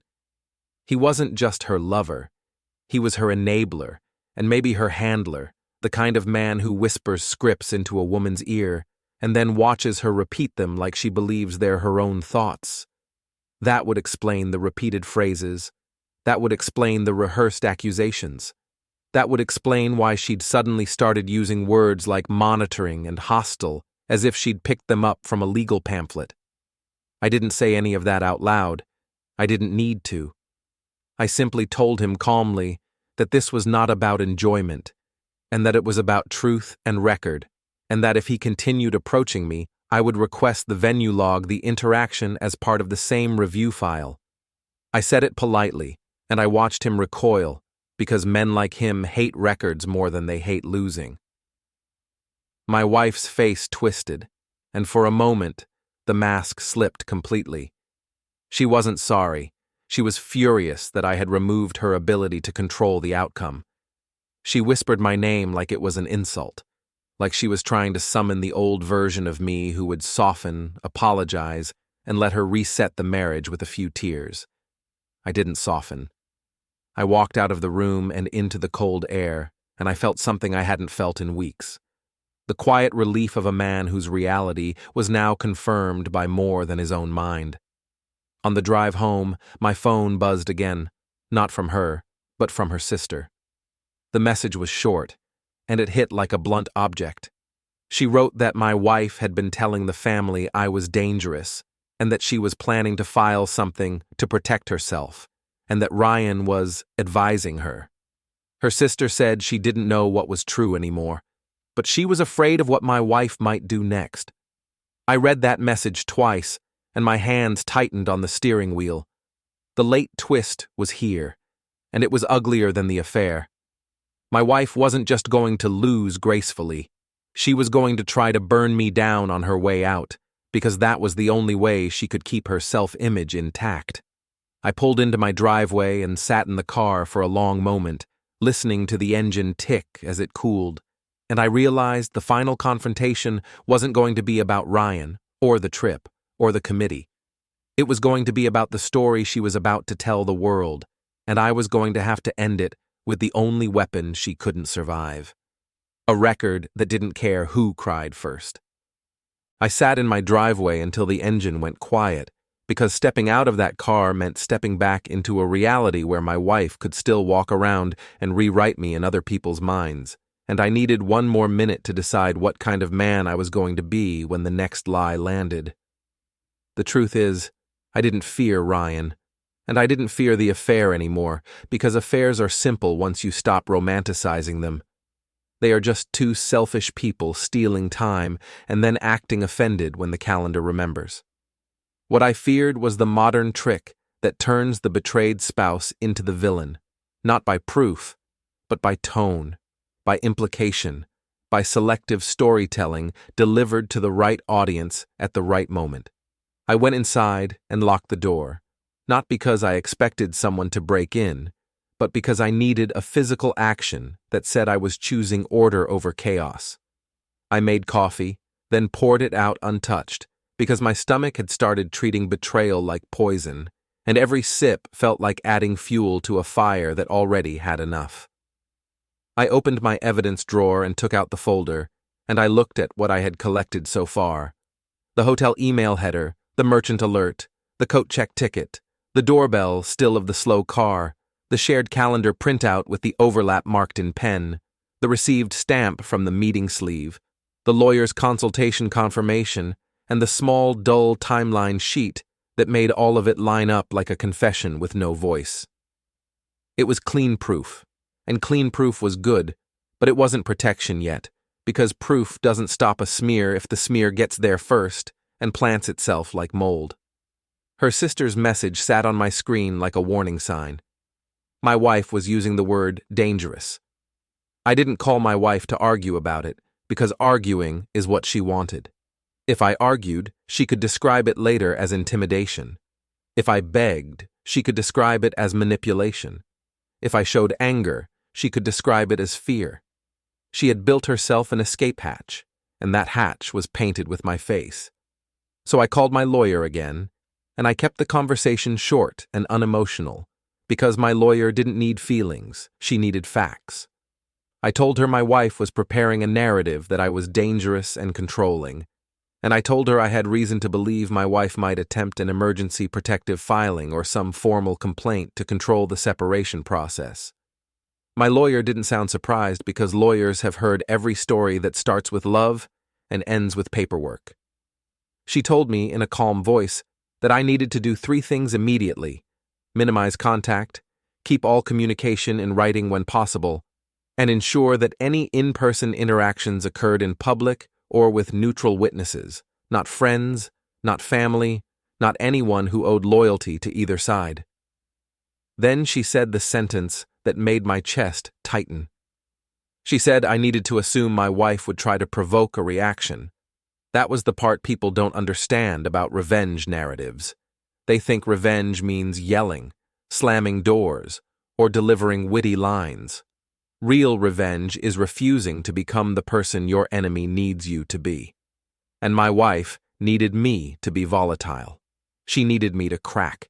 She needed one moment she could exaggerate, and she would play that moment on repeat until strangers believed it was my whole character. I spent the rest of that day preparing for a fight I wasn't going to throw punches in. I printed a simple communication policy for myself, not a legal document, just a set of rules, No private meetings, no phone calls, no in-person talks without a neutral setting, no responding to bait. I taped it inside the evidence drawer like a reminder to my own nervous system, because nerves make people stupid, and I couldn't afford stupid. That evening, as if the universe wanted to test my discipline, my wife showed up again. No mother this time, no sister, no family shield. Just her, standing at the edge of my porch light, looking smaller than she had at the debrief, but sharper too, like a blade that had been forced to admit it wasn't a spoon. She had her phone in her hand, and she held it the way people hold a lifeline. She didn't knock at first. She just stood there, breathing, waiting for the door to open as if she still owned that right. I didn't open the door. I spoke through the closed door, not loud, not cruel, just clear. I told her we would communicate through counsel. I told her I would not meet her privately. I told her if she needed to retrieve personal items, we would schedule it with a neutral witness present and a short time window. I said it like I was reading a grocery policy at a store. She asked why I was acting like this, and her voice did that tremble thing she used to do when she wanted to pull me into her emotional orbit. In the past, I would have softened, because I hated seeing her upset. Now I saw the tremble for what it was, a lever. She said she was scared of me. There it was, the word, delivered softly like poison on honey. I kept my voice even and asked her what, specifically, she was scared of. Not in a challenging way, but in a factual way, because facts force liars to commit. If she made a vague claim, she could stretch it later. If she made a specific claim, it could be tested. She didn't answer with specifics. She said I had been watching her, and she said my calmness made her uneasy because she didn't know what I would do. She was building the picture she wanted others to see, the quiet man who is secretly dangerous. I told her, calmly, that I had not threatened her. I had not touched her. I had not followed her, and I had not entered any private accounts, and that I would keep all communication written going forward. I told her to leave the property because we were done for the night. I didn't shout. I didn't insult. I didn't ask questions about Ryan. I kept it boring. She did not leave. Instead, she stepped closer to the door and said she needed to talk to me face to face like adults. She said it with that old authority, the tone that used to make me feel like I was the unreasonable one for wanting boundaries. I told her once more that she needed to leave. Then she did something that confirmed my lawyer's warning. She raised her voice, just a little, enough to carry. She said my name and accused me of trying to ruin her life. She used that phrase, ruin my life, because it's dramatic and sticky, the kind of phrase neighbors remember if they hear it once. She wanted an audience, and she wanted me to respond with anger. She wanted me to open the door and become the villain in her story. I didn't open the door.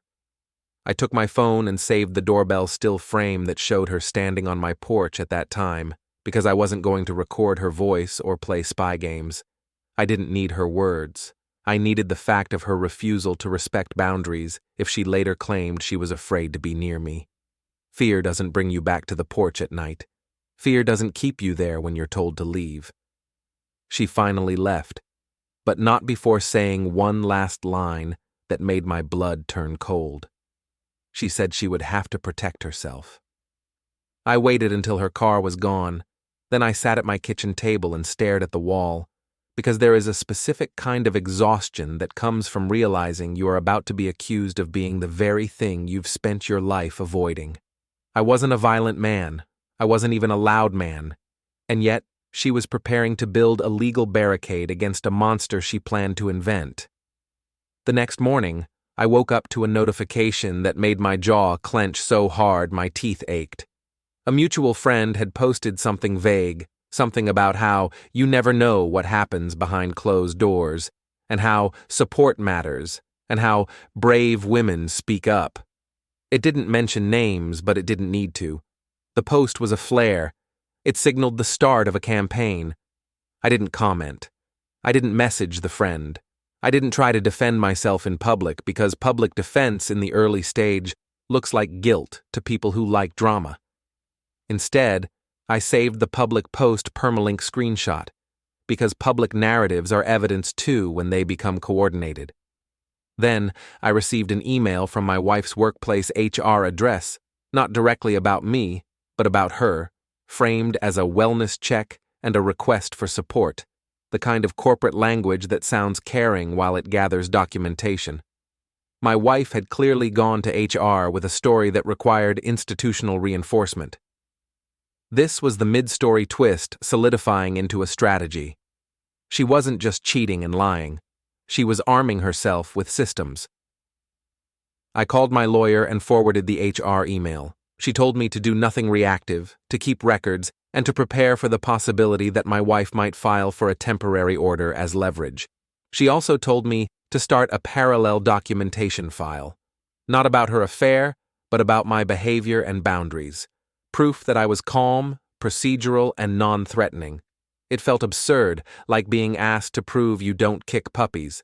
But absurdity is a common ingredient in modern legal conflict, and I wasn't going to let pride make me sloppy. By noon, my wife's sister called me, and I let it go to voicemail, because phone calls are fog. She left a message saying my wife was not okay, and that my wife had told the family I was cold and scary, and that they were worried about her safety. Her sister said she believed me about Ryan, but she also said my wife seemed convinced I would do something. The word do something was the kind of vague threat that could be shaped into anything later. I texted her sister back with a short, neutral message. I will communicate only through counsel, and I will not meet privately. If there are concerns, they can be addressed with proper channels. That was it. No anger, no defense, just structure. Then I did the hardest thing a betrayed man can do. I prepared to surrender control. Not of the outcome, but of my need to explain. Because if you keep trying to explain yourself to people who have already picked a side, you become a character in their story, and the only way to win is to refuse the script entirely. That evening, my lawyer sent me a draft separation filing and asked me to review it. I read the words slowly, because reading legal language about your marriage feels like reading an autopsy report while the body is still warm. The filing wasn't dramatic. It was clinical.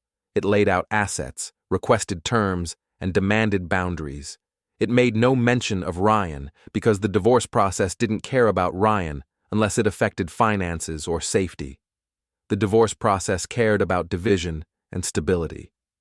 As I read, my phone buzzed again with a new number, and I knew without answering that it was my wife. I ignored it. 10 minutes later, there was a knock at the door again. Not her this time. A man in a plain jacket stood on the porch, holding a folder. He didn't look like a cop, but he looked like someone used to delivering uncomfortable news. He introduced himself as someone delivering documents. He asked if I was me. I said yes. He handed me the folder and asked me to sign that I received it. I did, because refusing receipt doesn't stop paperwork. It just makes you look childish. Then I closed the door and opened the folder, and my stomach dropped. It was a notice of an emergency request for a temporary protective order, framed in careful language, alleging that my behavior had become controlling and threatening, and that my wife feared for her safety.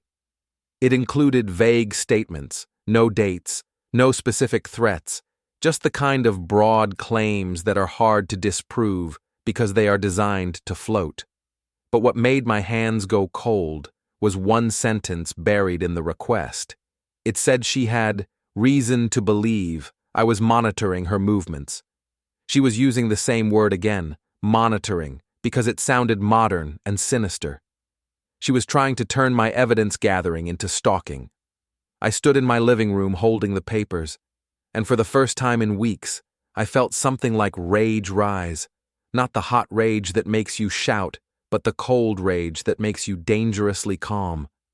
This wasn't just betrayal anymore. This was an attempted character assassination, and she had chosen a method that could ruin my life far beyond a divorce. I called my lawyer immediately and told her the documents had been served. She didn't gasp. She didn't swear. She simply said we would respond with facts, with a timeline, and with documentation of boundaries and lawful behavior. She said we would request a hearing quickly because the longer a temporary order sits, the more it becomes assumed truth in the social world. Then she said something that made the room feel smaller. She said I needed to assume my wife would try to provoke a violation. That meant my wife might attempt to lure me into contact, then claim I broke the order, even if I hadn't. So I did the only thing I could do. I blocked every number she used, I instructed my lawyer to be the sole contact, and I wrote down, on paper, the exact times and dates of each interaction. The porch visit, the debrief, the served documents, the HR email. I signed each line, not because a signature makes it magical, but because signatures make you take your own story seriously. That night, I slept with the protective order papers on the kitchen table under a glass paperweight because I wanted them visible, like a reminder that my marriage had turned into a courtroom story and my wife had chosen to play the victim in a tragedy she wrote. In the early hours, my phone buzzed again, this time with a message request through an app we both still had access to. A short, manipulative line that tried to sound tender. She said she missed me, and she asked me to meet her just once so we could end this peacefully. It was a trap, and she didn't even bother to hide it. I didn't respond. I took a screenshot of the message request with the timestamp visible, and I forwarded it to my lawyer, because if she was truly afraid, she wouldn't be asking for private meetings. Fear doesn't beg for privacy. Fear seeks distance and structure. As the sun rose, I realized the story had shifted again. The affair was no longer the central threat.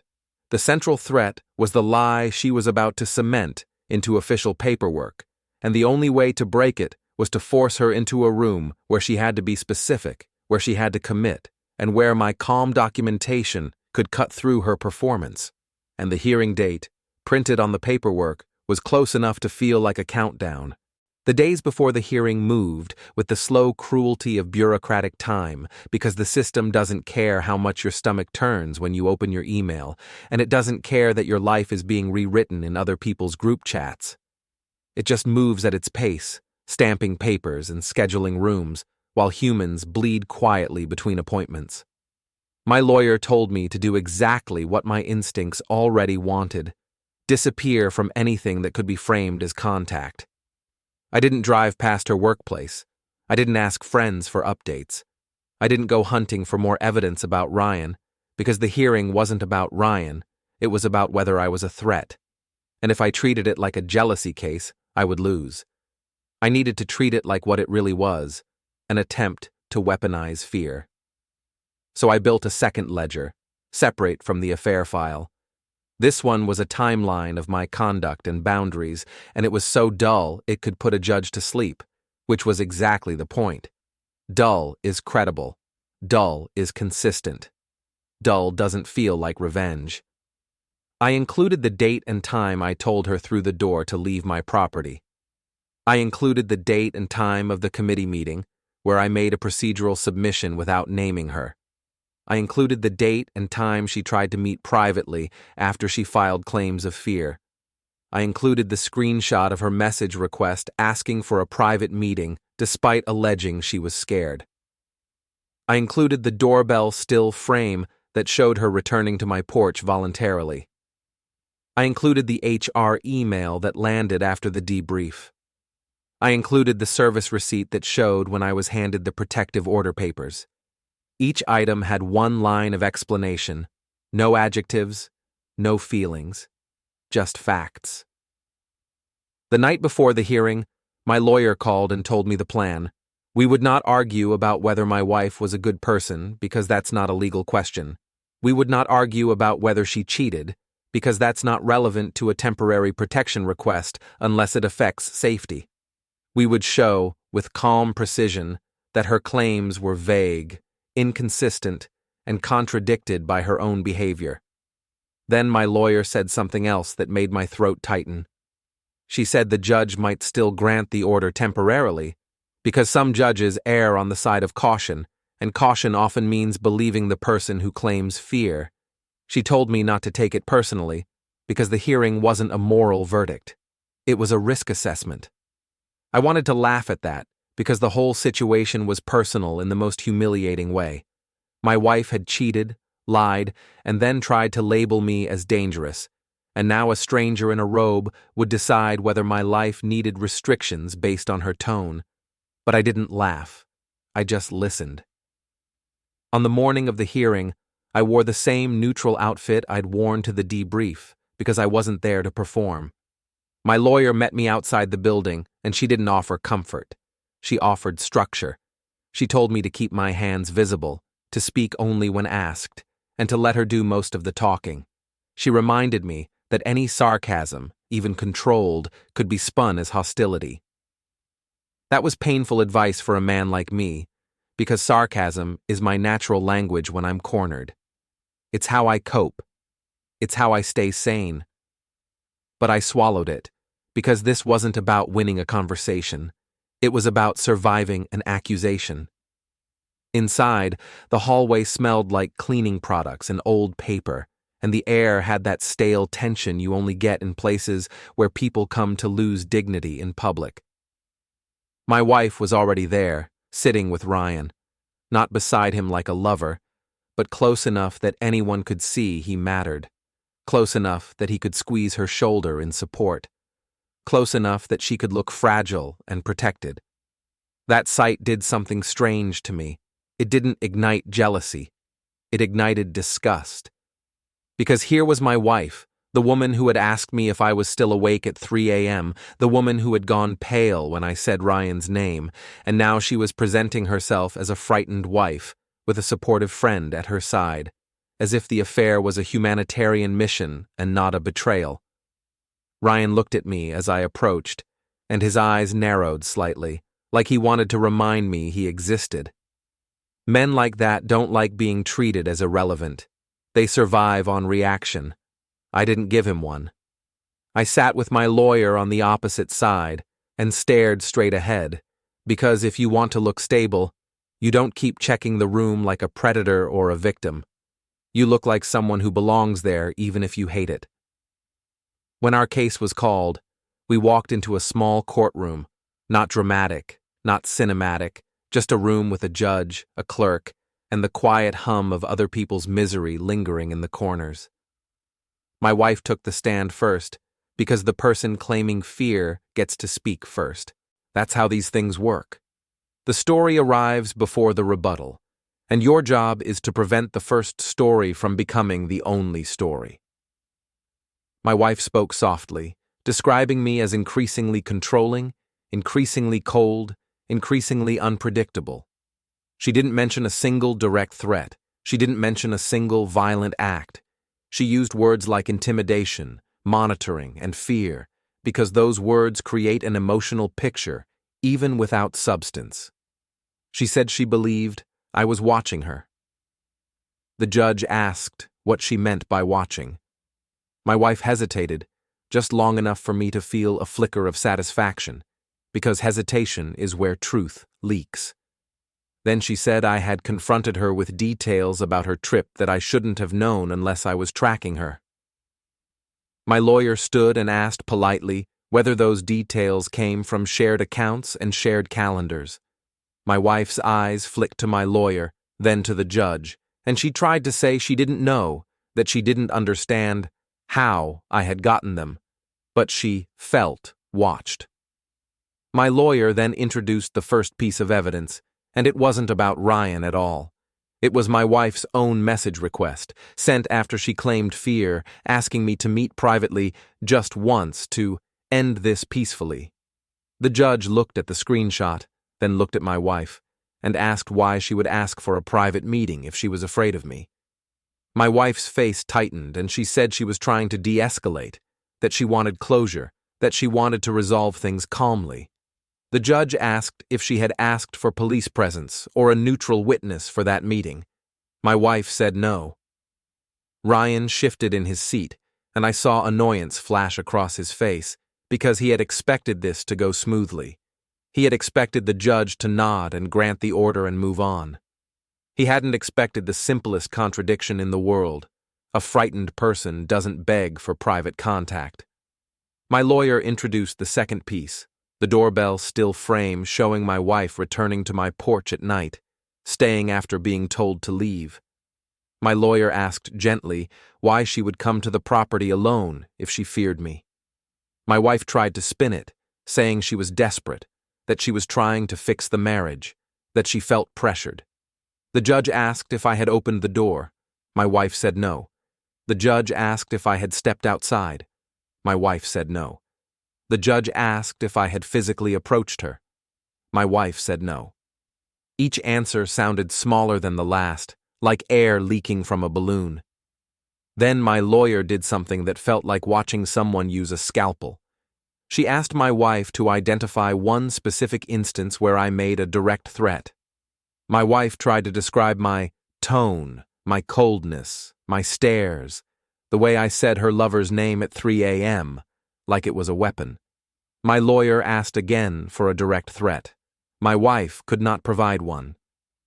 The judge's expression didn't change much because judges have practiced faces, but I saw a slight shift in posture, the shift that says the judge is now listening differently. The story was no longer fear. The story was leverage. When it was my turn, I stood only when instructed, and I spoke only in response to questions, keeping my voice controlled because the courtroom rewards restraint. The judge asked if I had monitored my wife through any illegal means. I said no. The judge asked how I had obtained the information I referenced. I said it came from shared account notifications, shared calendar conflicts, and a subject line visible in a shared inbox, all of which were included in my documentation. The judge asked if I had ever touched my wife in anger. I said no. The judge asked if I had ever threatened her. I said no. Then the judge asked a question I didn't expect. The judge asked why my wife had filed this request now.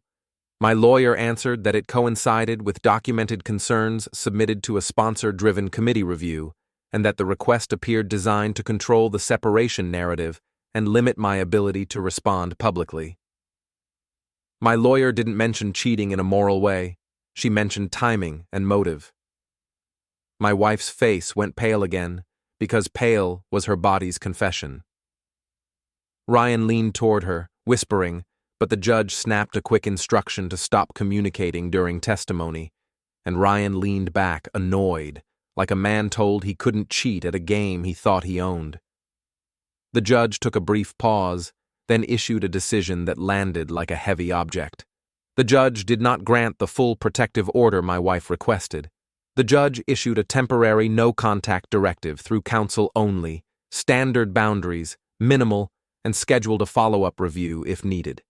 It wasn't a moral victory, and it wasn't a total win, but it was a refusal to crown my wife's story as truth without substance. My wife's eyes filled with tears, and for a second, she looked genuinely broken, and I felt something twist in my chest, because my heart still recognized her face even when my mind rejected her character. But then she glanced at Ryan, and in that glance I saw calculation return, and the moment of pity died. Outside the courtroom, in the hallway, her sister approached me, looking torn between loyalty and reality. She asked quietly what was happening, because the family narrative was now colliding with the legal reality. I told her carefully that I wasn't going to discuss details and that she could speak with my lawyer if needed. I didn't blame my wife out loud. I didn't mention Ryan. I didn't give her sister a dramatic line to repeat. I offered only structure because structure is what separates the stable person from the unstable one in other people's memories. As we left the building, my lawyer told me we had accomplished two key things. We had created a court record that my wife's claims were vague and unsupported, and we had preserved my calm documentation as credible. Then she asked me a question that made my stomach sink. She asked whether I was prepared for retaliation, because people like my wife don't stop when they fail once. They pivot. They escalate elsewhere. If the court wouldn't give her the weapon she wanted, she would look for another arena that would. I didn't have to wait long to find out which arena she chose. That evening, I received an email from the Foundation's board secretary, formally acknowledging receipt of my documentation and informing me that an internal review had been opened with a request that any further submissions go through the facilitator. It was polite, clinical, and real. And attached to that email was something else. A notice that committee travel reimbursements were being temporarily frozen pending review. That meant the organization had moved, and my wife would feel it in her pocket and her reputation. 10 minutes later, my phone buzzed with a notification from a mutual friend's account, not a message, but a public tag in a story, the kind of story people use to broadcast righteousness without naming names. It was a quote about toxic men and survival, and beneath it were supportive comments from people I recognized, people who had eaten at my table, people who had smiled at my wife and me like we were a normal couple. I didn't respond. I saved the public tag screenshot with the date stamp. Then I got the message that told me the next move was already in motion. My wife had filed a complaint with her workplace ethics hotline, not about the affair, but about me interfering with her professional duties and harassing her through third parties by submitting documentation to the Foundation review. She was trying to turn my lawful reporting into professional harassment because she had learned the court wouldn't buy it, so she was shopping for a system that might. My lawyer called me within an hour, already aware, because that's how fast these stories travel when they're coordinated. She told me to stay calm, to submit our documentation to the workplace if requested, and to prepare for the next set piece, a formal HR meeting where my wife would try to force a narrative in front of institutional witnesses. I stared at my evidence drawer and felt the irony again. My wife had cheated, and now she was fighting like the betrayed party. But now I had something she didn't. I had a court record that didn't support her fear story, and I had an internal review file that didn't care about her tears. And if HR wanted to meet, then HR would get the same thing everyone else had gotten: 1 page, dates, proof, silence. Because the only way to beat her was to keep doing what she couldn't. Stay boring, stay consistent, stay unbreakable. And somewhere in the middle of that calm, as I looked at the calendar, I realized the final confrontation was getting closer, and it was going to happen in a room where my wife couldn't cry her way out. Because sponsors don't fund chaos, and committees don't protect liabilities. Not when the evidence is already stamped received. The next 48 hours felt like a corridor with no doors, because every system my wife touched turned into a new room where I could be accused without ever being present, and the only way to survive that kind of war was to stop thinking like a husband and start thinking like a witness. I did not go hunting for new proof, because new proof would look like obsession if anyone tried to paint me as unstable, and I already had enough to tell a complete story with nothing more than dates, payment owners, and the quiet math of overlapping alibis. What I needed now was not another clue.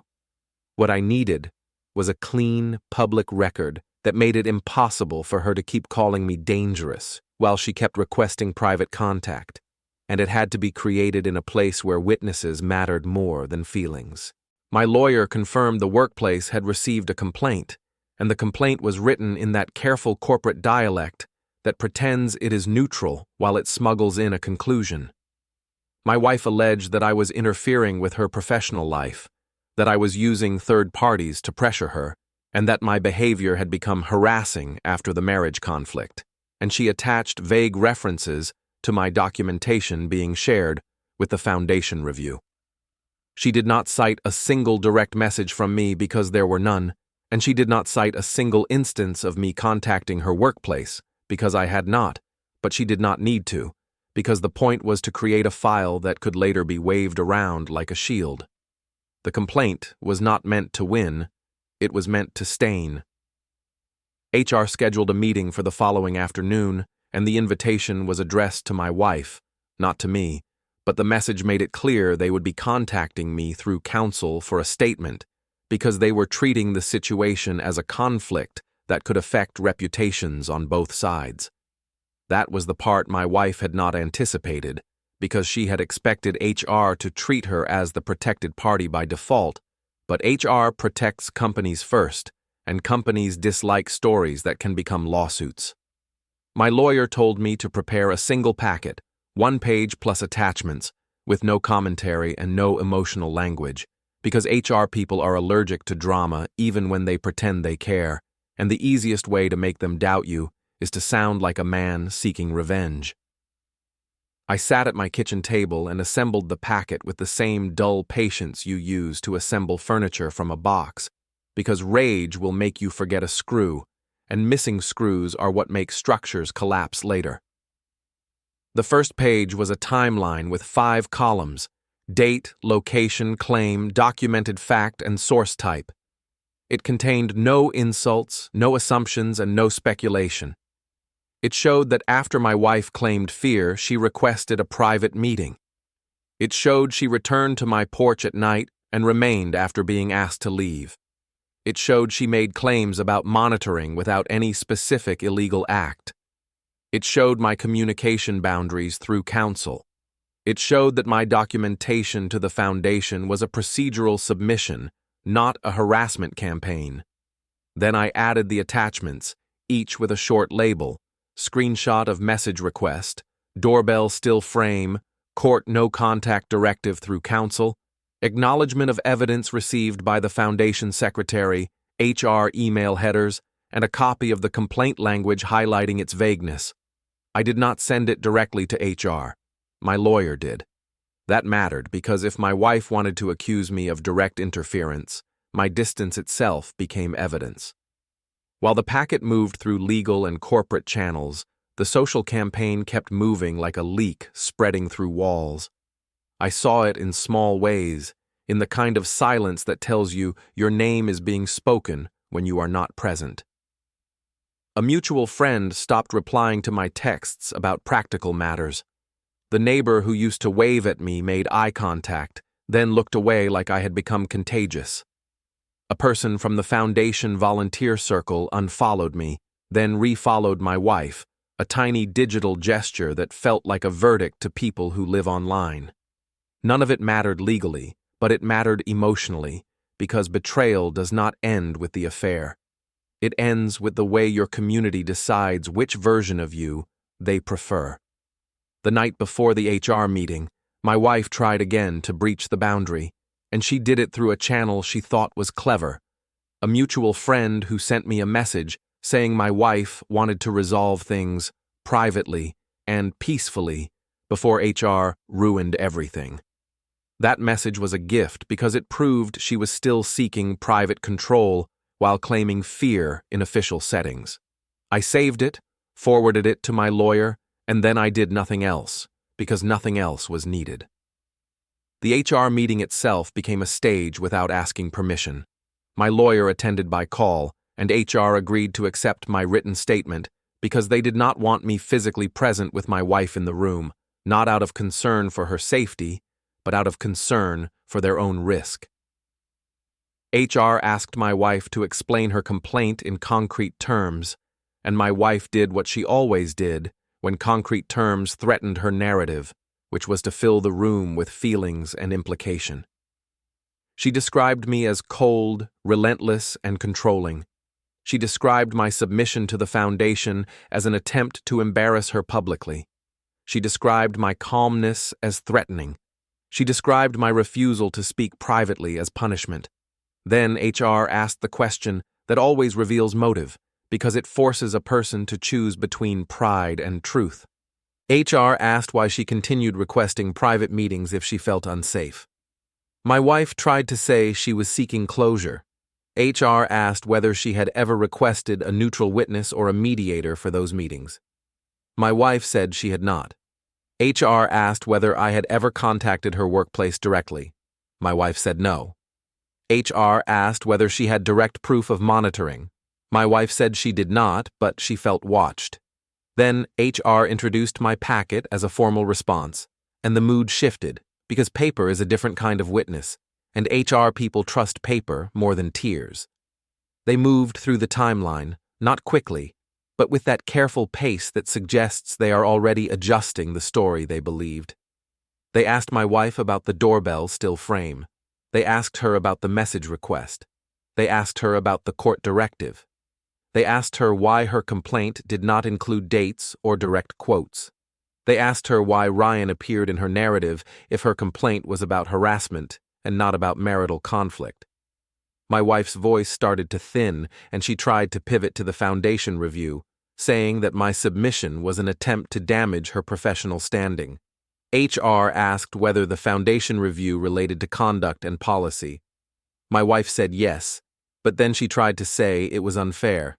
HR asked whether the foundation had acknowledged receipt of evidence. My wife said it had. HR asked whether her role in the foundation was linked to her workplace reputation. My wife said yes again, because she could not deny that reputation was the whole game. That was the moment I realized my wife's late story problem was not Ryan, and it was not me, and it was not even the affair itself. Her problem was the collision of systems, because systems do not care how charming you are when the evidence is stamped received. After the meeting, HR did not tell her a decision, because HR rarely does, but they did say they would review the complaint and consider whether it was filed in good faith, and that phrase, in good faith, is corporate, for we might not be on your side. My lawyer told me later that HR had also asked for clarification on whether Ryan was a vendor linked to any workplace policy, which meant HR had noticed what my wife had tried to hide, that her personal choices might have a policy footprint. My wife left the HR meeting furious, and she did the one thing people always do when paper starts beating feelings. She escalated socially. That night, she posted a longer, more direct message about being betrayed, about controlling men, about safety and boundaries, and she used language designed to pull sympathy from people who have never read a court docket. She still did not name me, but she did not have to, because her circle knew. Comments poured in, supportive messages, words like brave and survivor. People who needed a heroine made her one. Then, around midnight, another message arrived, and it didn't come from my wife. It came from an account I barely recognized at first, until I saw the profile photo and the connection. It was Ryan's spouse. The message was short, direct, and almost clinical. She said she had seen my name involved in a foundation review, and she said she had reason to believe her husband had been involved with my wife for months, and she asked if I had any proof that could confirm dates, because she needed it for her own civil process. She did not sound jealous. She sounded exhausted, which is a different kind of truth. This was the late twist I had not expected, and it changed the shape of the story in one quiet second. Ryan wasn't just a lover. Ryan was a pattern, and my wife was not his first target, and the affair was not just a selfish escape.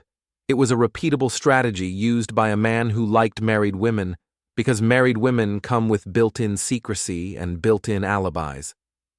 My wife had probably told herself she was special, that this was love, that this was different. She had been used, and in a way, that made her even more dangerous, because people who feel used often burn everything down to avoid admitting they were foolish. I did not reply directly.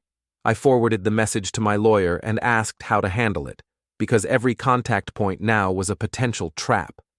My lawyer told me to keep it within legal channels, but she also told me something else, something that made the story snap into a sharper focus.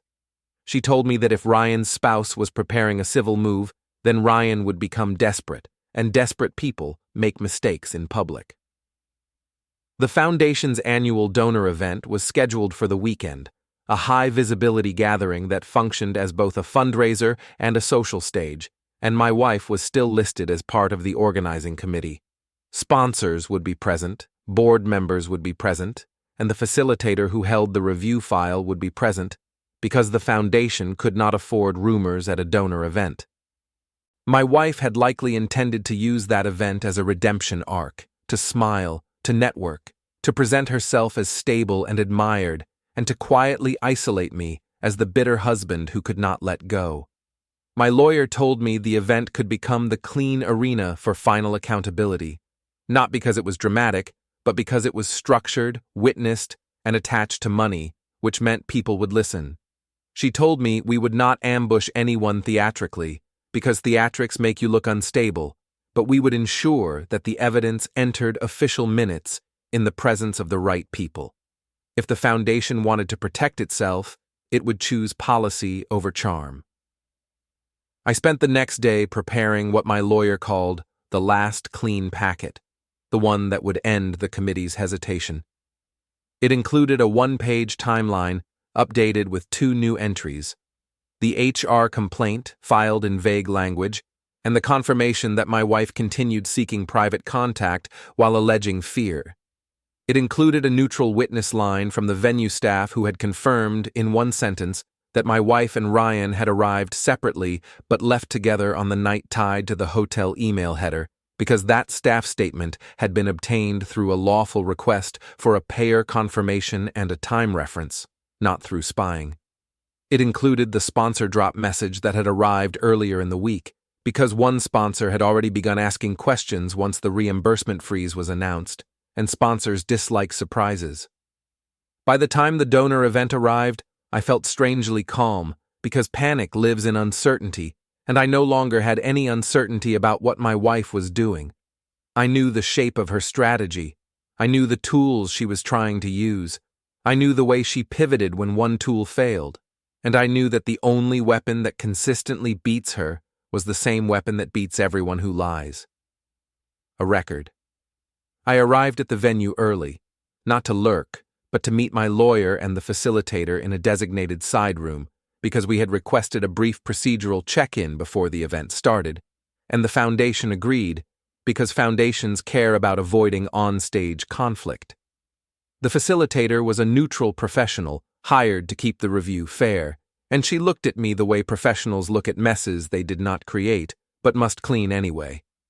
She told us the board secretary would be present in the side room, and that any evidence submitted could be formally acknowledged before the main event began. That sentence was the hinge: formally acknowledged.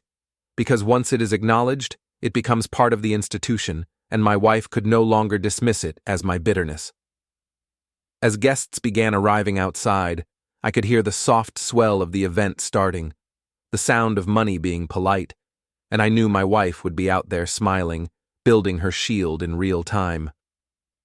Then, the board secretary entered the side room, carrying a thin folder and a stamp, and she asked if we were ready to submit. I looked at my lawyer, and my lawyer nodded, and I slid the packet across the table without any speech, because speeches are where people accuse you of passion, and passion is what my wife had been trying to provoke for weeks. The secretary reviewed the first page, then she looked at the attachments, and she asked the facilitator whether this submission met the review scope. The facilitator said yes. The secretary stamped the sleeve received, wrote the date and time, and placed it in the folder. That stamp was not dramatic, but it was final in the only way that mattered. Then the facilitator said the board would address the matter in a short closed session immediately after the donor welcome, and that my wife would be required to attend, because the review involved her role. I left the side room and moved to the back of the ballroom, keeping distance, because distance was part of my innocence now, not because I was guilty, but because I refused to give anyone an image they could twist. I watched people mingle. I watched my wife move through them like she belonged, wearing her confidence like armor. I watched Ryan hover near her, just close enough to look supportive, not close enough to look romantic. I watched the board chair greet donors with a smile that looked expensive. The donor welcome began, and the board chair spoke about integrity, and the irony of that nearly made me smile, but I held it down because smiling at the wrong moment is how villains are made. As the welcome ended, the facilitator approached my wife and guided her toward a side door with the practiced gentleness of someone leading a stubborn animal away from a crowded street. My wife's smile faltered for half a second, then returned because she knew how to perform. Ryan tried to follow. A security staff member stopped him politely because the closed session was for board and committee only. That small boundary was the first visible crack in Ryan's confidence. He did not like being excluded, and I knew with a calm certainty that the next room would decide whether my wife's public story survived or collapsed. The closed session room was stark, fluorescent, plain, no charm, no stage lights, no adoring crowd, just a long table, water pitchers, and chairs like a waiting verdict. I sat across from my wife, near my lawyer, hands folded. She entered smiling, but the smile trembled. The facilitator explained calmly, "A documented submission raised concerns about conduct and conflicts during a donor event. Process, not punishment. Process dismantles narrative." My wife asked why now. The board chair said risk management, not her comfort. She called it harassment, claimed I was ruining her. The facilitator asked one key question. "Was Ryan here tonight?" "Yes," she said. "A friend." "Was he a vendor, donor contact, partner?" She hesitated. The board secretary read dates, locations, payments linking Ryan's presence to foundation business. No drama, just facts. She denied misconduct. The facilitator showed the policy: disclose conflicts, avoid reputational harm. Had she disclosed any relationship with Ryan? No. Why not? "Nothing to disclose," she said. "Personal. My husband weaponizing rumors." My lawyer noted household records tying Ryan to venue logistics and foundation travel. Not romance. The issue was hidden conflict in a donor-facing role. A timeline appeared on screen. Dates, overlaps, payments. Dull, undeniable truth. She attacked my calmness, my evidence gathering. The board chair asked about her protective order. It wasn't granted. About her requests for private meetings after claiming fear. Messages shown, time-stamped. Then Ryan burst in, insisting he supported her. Security followed. He argued unfairness, called me bitter. The facilitator asked, "Do you have a spouse?" He froze, refused to answer. The secretary typed it into minutes. Ryan refused to answer. Security removed him. He protested, proving he couldn't handle boundaries. Alone now, my wife trembled. She denied using foundation resources for time with him. A hotel email header appeared. Itinerary for 2. The board chair suspended her committee role immediately, pending review. Sponsors would be notified of undisclosed conflicts. She refused to sign a quiet disclosure. Stubbornness over truth. A sponsor message arrived. Sponsorship paused pending integrity review. Her face showed it. Reputational death by documented fact. She left the room trying to smile. It failed. Ryan saw her, then turned away first. Calculation, not loyalty. She followed him out. The crowd parted instinctively. I stayed. No chase needed.